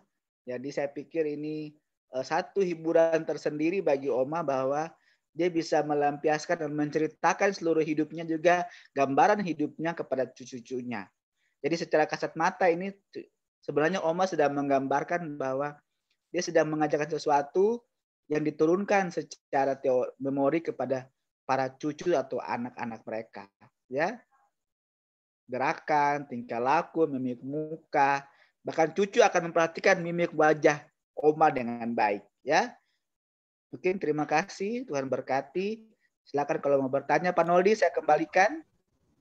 Baik, oke, terima kasih. Sebelumnya kita berikan jempol atau mungkin applause dulu untuk pemaparan disampaikan oleh Dr. Ishak. Iya, terima kasih banyak Pak Dokter ya. Dan ya, kita punya waktu mungkin tersisa mungkin 5 sampai 6 menit ke depan.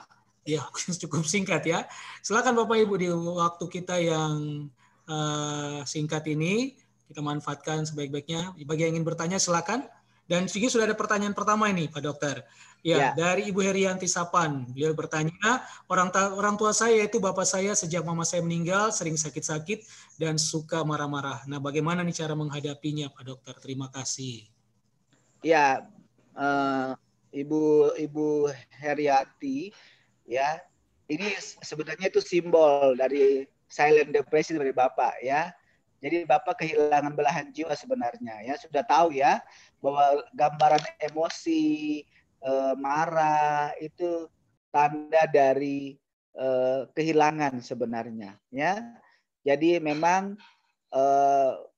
belum bisa menerimakah keadaan mama pergi, ya. Itu harus ditanyakan. Apa yang mendasari bapak sampai belum melepaskan mama, ya? Apa karena perilaku anak-anak kah? Biasanya tuh kalau ada belahan jiwa yang sudah pergi, tiba-tiba ada salah kata atau salah perilaku, itu menyakiti dia. Jadi mereka sesama pasangan biasanya itu saling berbicara kalau ada perilaku anak-anak atau keluarga kepada mereka. Dan tiba-tiba kalau satunya pergi, dia tidak punya tempat untuk dia mencurahkan rasa sakit hati, rasa kecewa, atau dia ingin bicara, itu tidak ada. Jadi sebaiknya Ibu Sapaan mungkin kalau ada waktu bisa ketemu dokter atau bawa bapak datang, ya. Tidak harus berobat, hanya konsultasi. Bilang ketemu dokter, cerita dengan dokter, bapak sering marah-marah atau sering susah tidur kah, atau rasa kehilangan mama, ya. Jadi masa perkabungan itu ada proses sebenarnya, ya. Jadi jangan sampai bapak masih belum sampai menerima, masih di tahap bergening, masih menolak, masih marah, ya. Masih bertahan dengan sesuatu yang belum bisa diterima. Itu yang menjadi tanda, ya, dengan lampiasan emosi, ya, seperti itu. Mungkin begitu Ibu Sapaan, Pak Doldi. Oke, terima kasih Pak Dokter menanggapi pertanyaan dari Ibu Herianti. Baik Bapak Ibu, kami terima 2 pertanyaan lagi, silakan. Bagi Bapak Ibu yang ingin bertanya, bisa langsung di-on-kan audionya. Bisa langsung bertanya kepada Pak Dokter. Ya, gunakan kesempatan yang ada di malam hari ini. Silakan. Baik, ada?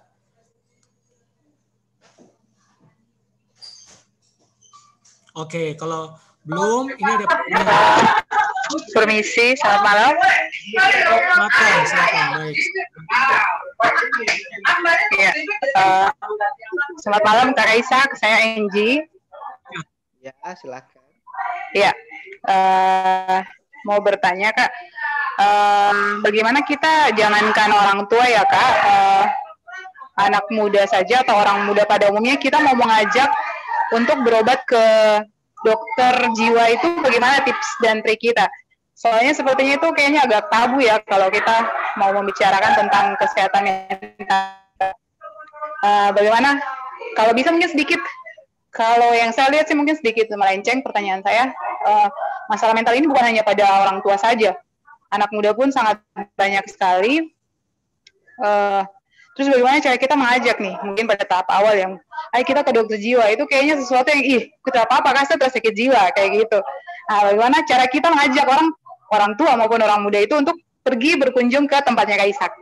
Makasih, selamat malam. Ya, makasih ya.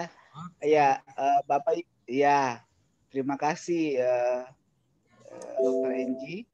Ya, Bapak Ibu, ya memang kalau dilihat waktu bilang ke dokter jiwa, semua orang tidak akan mau ke dokter jiwa, ya.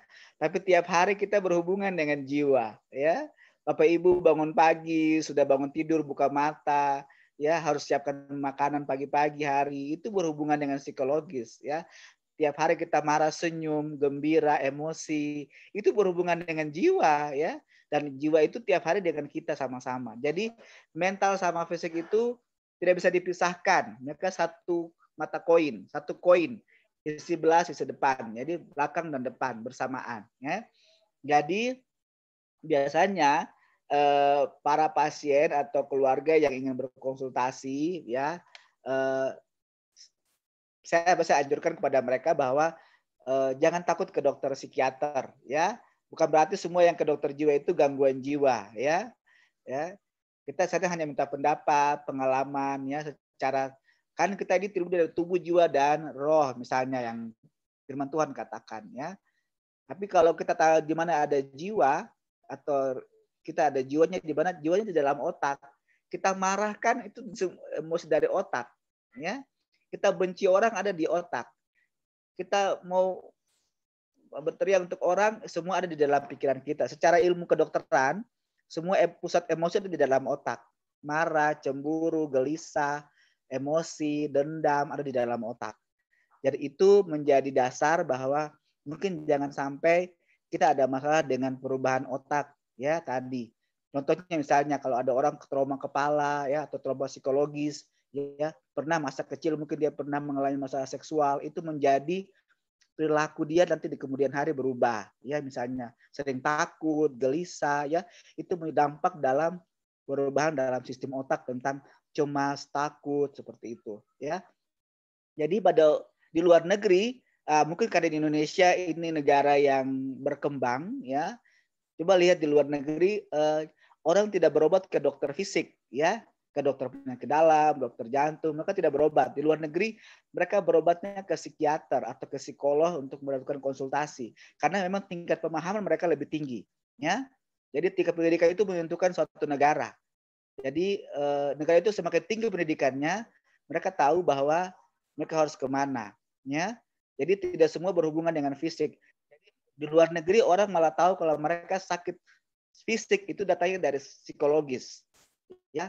Yang pertama mereka datang adalah dokter psikologis, yaitu dokter psikiater atau ke psikolog untuk menanyakan apakah saya mengalami masalah psikologis sehingga berdampak pada fisik saya. Mereka akan lebih nyaman ke psikolog atau psikiater ketimbang ke dokter fisik. Makanya di luar negeri angka kesakitan secara fisik itu lebih rendah dibanding di negara-negara berkembang. Ya, karena apa? Tingkat pemahaman mereka bahwa mereka sakit bukan secara fisik tapi sakit secara psikologis. Karena apa? Tuntutan hidup, harus jadi negara bebas, ya, negara yang mandiri, mereka tidak boleh mengeluh, mereka harus survive, ya, dan itu butuh tekanan stres yang luar biasa. Bapak Ibu mungkin tahu kalau tinggal di luar negeri, tekanan stresnya lebih tinggi dibanding di Indonesia. Ya, karena apa? Karena mereka harus survive. Dan itu mereka tahu bahwa kalau mereka survive-nya tinggi, stresornya juga tinggi, dan mereka tahu kalau mereka mengalami sakit, jangan sampai ini ada hubungan dengan psikologi saya. Ya, jadi mereka tidak berpengaruh, tidak ada di luar negeri tingkat kesakitan yang fisik itu lebih banyak. Justru malahan di luar negeri banyak mereka berkunjung ke praktek dokter psikiater atau dokter fisik. Karena tadi berhubungan dengan tingkat pendidikan dan pemahaman suatu negara, ya. Jadi kalau negara seperti negara kita Indonesia, ya saya maklum karena belum terbiasa karena tingkat pendidikan di negara kita negara berkembang dan tidak seperti di luar negeri. Semua orang berbondong-bondong ke psikiater atau ke psikolog untuk bercerita, mencari teman, pendapat, ya. Bahkan orang tua juga mereka di tempat khusus, semua yang merawat mereka adalah para perawat dengan latar belakang psikolog atau psikologi, ya. Yang mereka wajib untuk belajar itu. Jadi itu sebagai satu langkah awal mungkin sebagai Bapak Ibu bisa dijelaskan kepada semua orang bahwa sakit psikologis itu bagian yang normal, ya, bahwa tidak ada yang salah. Kok menjadi emosi, menjadi marah itu hal yang normal, ya. Jangan sampai itu mengganggu kok punya aktivitas, motivasi hidup, harga diri, ya. Kalau kita marah berkepanjangan itu mengurangi kita punya daya saing, daya juang, ya, atau kompetensi diri misalnya. Itu menjadi patokan kalau kita mengajar mereka, ya. Dengan kau sering emosi, tidak bisa tidur, ya, itu membuat kau punya kualitas hidup jadi lebih turun. Secara tidak langsung apa yang ingin kau capai akan berkurang. Jadi kita harus menjelaskan dengan baik bahwa berkonsultasi dengan psikiater atau psikolog itu bukan hal yang tabu dan itu wajib dilakukan untuk apa?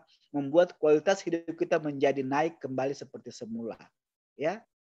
Jadi jangan takut, ya. Tidak harus ke psikiater atau ke sekolah itu dapat obat, tidak. Ya harus konsultasi, harus bercerita. Karena tidak semua orang kita mau hal yang privasi ceritanya, nih, ya. Kalau misalnya kita mau hal-hal yang privasi yang memang hanya dokter yang bisa dengar, sebaiknya ke dokter, ya. Seperti itu mungkin, ya, Bapak Noldi, saya pikir. Ya, terima kasih Pak Dokter untuk jawaban yang diberikan atas pertanyaan dari Ibu atau Saudari Angie, ya. Baik. Oke Bapak Ibu, ya waktu saat ini menunjukkan pukul 8:30 malam, ya. Dan tidak terasa kita sudah bersama dalam Zoominar di malam hari ini 2 jam. Dan mungkin banyak pertanyaan yang sudah muncul di pemikiran Bapak Ibu, saudara-saudara sekalian, tapi karena waktu yang membatasi kita, hanya 2 jam. Tapi nanti kalau Bapak Ibu ingin bertanya, ya Pak Dokter izin ya, boleh ya langsung bertanya kepada Pak Dokter ya, untuk Bisa langsung memposting pertanyaan ke ya. nomor WA. Oke, silakan Ya. Pak Dokter Ishak nanti. Pak Dokter Ishak nanti akan chat langsung nomor kontak beliau yang bisa dihubungi. Jadi Bapak Ibu kalau mungkin ingin bertanya dan mungkin ini sangat privasi bisa langsung posting pertanyaannya langsung di WA Pak Dokter Ishak. Nanti beliau akan posting nomor WA-nya. Oke, kita berikan aplaus kembali untuk Pak Dokter Ishak ya untuk pemaparan materinya yang sangat luar biasa ya tentunya bagi kami semua yang hadir di malam hari ini, bagi kami yang muda-mudi ini, juga bagi kami yang orang tua, jelang lansia, dan juga ada oma dan opa juga yang bergabung di malam hari ini ya, menjadi pembekalan yang luar biasa untuk kita tentunya dalam menghadapi masa pandemi. Khususnya bagi yang lanjut usia untuk tetap sehat mentalnya di masa pandemi. Seperti itu.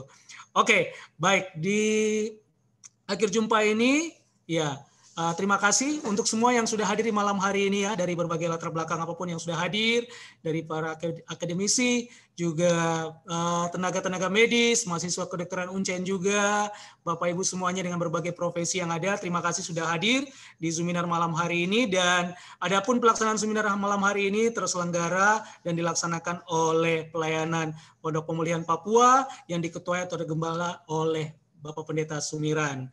Dan di akhir jumpa kita, tapi Bapak Ibu jangan leave dulu ya. Setelah kita berdoa bersama-sama, nanti kita akan ada foto bersama. Dan saya juga informasikan, untuk pelaksanaan seminar malam hari ini kita record, kita rekam, dan Bapak Ibu boleh nanti menyaksikan tayangan ulangnya di channel YouTube di akun Pondok Media Ministry. Dan silakan Bapak Ibu lanjutkan, mau teruskan ke kerabat, ke keluarga, berkat tersendiri ya bagi orang yang nanti akan mendapatkan postingan dari Bapak Ibu. Ya, baik. Selanjutnya saya serahkan kepada Bapak Sumiran, Bapak Pendeta Sumiran untuk menutup kita dalam doa di akhir Zoominar malam hari ini. Kepada Bapak kami persilakan. Puji Tuhan. Bisa dengar semua suara saya? Amin. Bisa dengar Pak Sumiran. Bisa. Pak Dokter, terima kasih sudah menjadi berkat bagi opa oma dan bagi kami semua. Sudah 2 kali nih jadi berkat buat kita. Terima kasih. Kita masih ingin ada banyak hal yang masih mau ditanyakan ini.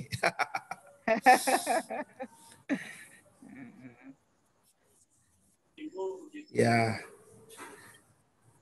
Semua opa oma yang sudah ikut terima kasih dan juga cucu-cucu yang mendampingi Dan semua Bapak Ibu Saudara, kita semua akan menua, kita semua akan jadi lansia, kita boleh belajar dan mempersiapkan diri dengan lebih baik. Dan mari kita terus tetap ada di dalam Kristus sekalipun tua. Kita tidak menjadi mudah cemas, tidak mudah khawatir, dan tidak pikun akhirnya. Kita mau mati seperti Musa mati di usia tua tapi tetap sehat, mata tidak kabur, badan tetap sehat. Haleluya. Lagi terima kasih dan kita akan berdoa bersama-sama. Bapa di surga, kami bersyukur kepadamu karena kasih-Mu yang besar bagi kami, secara khusus bagi lansia. Bagaimana kami harus menghadapi dalam situasi usia kami yang semakin hari semakin bertambah. Kami tetap diberi kekuatan kesehatan oleh Tuhan, secara khusus kesehatan fisik dan juga kesehatan mental dan rohani yang menopang semuanya. Oleh karena Engkau menyertai kami, Engkau tidak pernah meninggalkan kami. Dan biarlah kami terus menjadi berkat sampai Tuhan memanggil kami. Bagi anak cucu yang Tuhan percayakan kepada kami, bahkan generasi-generasi setelah kami. Terima kasih Bapa, dan bagi orang-orang muda biarlah menyadari mesti menghormati, terus menghargai, mendampingi orang-orang tua kami dengan baik, sehingga mereka tetap sehat di masa tua. Kami percaya kasih karunia cukup bagi kami, secara khusus bagi Dr. Ishak yang sudah menjadi berkat bagi kami. Tuhan terus tambah-tambahkan hikmat, akal budi, kemampuan untuk menjadi berkat di Rumah Sakit Jiwa di AB, bahkan juga di Rumah Sakit Dian Harapan, di Universitas Cendrawasih, bahkan dimanapun Tuhan pakai. Sehingga banyak orang ditolong melalui apa yang Tuhan percayakan kepada hamba-Mu ini. Terima kasih Bapak, terima kasih berkati Kak Noldi yang sudah menjadi moderator, juga Elia yang menjadi host, dan setiap kami yang sudah mengikuti seminar ini melalui Zoom. Biar kami terus dicerahkan dan mempraktekkan dengan baik, menolong orang-orang tua kami, sehingga mereka semua tetap sehat di masa tua dan mendapat bagian yang baik seperti yang Tuhan siapkan bagi orang-orang tua kami. Terima kasih Tuhan. Terima kasih. Kami akan mengakhiri pertemuan malam ini dan istirahat malam ini dalam hadirat Tuhan. Kami tidur dengan nyenyak, besok pagi bangun dengan tubuh yang segar untuk merindukan Tuhan, melayani Tuhan dan menjadi berkat bagi sesama. Kami mengakhiri dan mengembalikan semua apa yang sudah kami kerjakan ini bagi hormat kemuliaan bagi nama Tuhan Yesus sendiri. Dalam nama Yesus kami berdoa dan mengakhiri kegiatan seminar di malam hari ini. Haleluya. Semua yang percaya dan siap mengalami kasih karunia Tuhan berkata, amin. Baik, terima kasih Bapak Pendeta Semiran yang sudah memimpin kita dalam doa di malam hari ini. Iya, terima kasih juga Ibu Gembala yang sudah mendampingi Bapak dan juga hadir di malam hari ini ya. Oke. Ya, terima kasih untuk Bapak Ibu semuanya yang sudah hadir di seminar malam hari ini. Iya.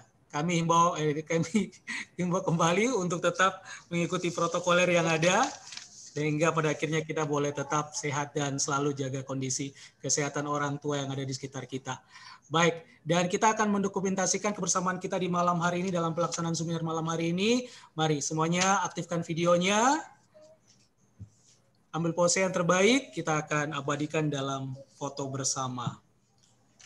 Oke, co-host kita, Saudara Elia Barasumiran, sudah siap? Belum nyala semua, Kak. Iya, kasih nyala. Iya, ini belum nyala semua nih. Baik. Silakan. Bapak Ibu, Oma Opa, saudara-saudari bisa di-on-kan videonya ya. Ya. Sudah? Baik. Ini masih banyak yang belum nih ya. Oke. Oke. Kita mulai ya. Gimana? Kakak Bara sudah? Siap? Oke. Dihitung Ya, ketiga kita ya. foto bersama. 1, Mungkin yang lain belum siap juga. 2, 3. Sekali lagi. 1, 2, 3. Coba sekali lagi. 1, 2, 3. Oke. Baik, Bapak Ibu. Iya, terima kasih Kakak Bara yang sudah menjadi co-host di malam hari ini. Iya, terima kasih untuk semuanya. Iya, terima kasih sekali lagi untuk Dr. Ishak, untuk Terima kasih. keluarga Sri Keramat, untuk Bella, terima kasih, Bu Neni, Mas Sohilai, terima kasih. Mas Sohilai. Mungkin juga Mama. Sel, Dari Ellen Inde juga terima kasih.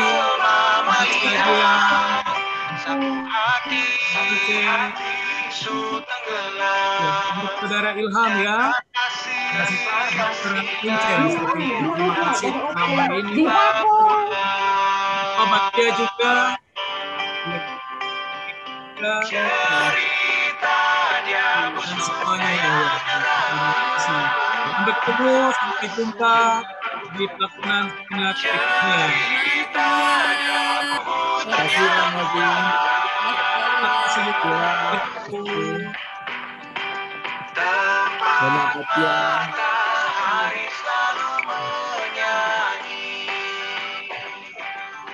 Terima kasih Bu Susi. Terima kasih Mas Abel. Terima kasih Klik. Terima kasih juga untuk Grecia. Bu Mona, terima kasih. Bu Mutiara, terima kasih. Terima kasih semua.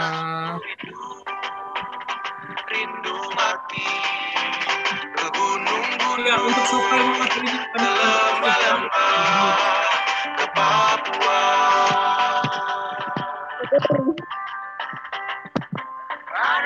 Oke, Putu, terima kasih. Juga Nur.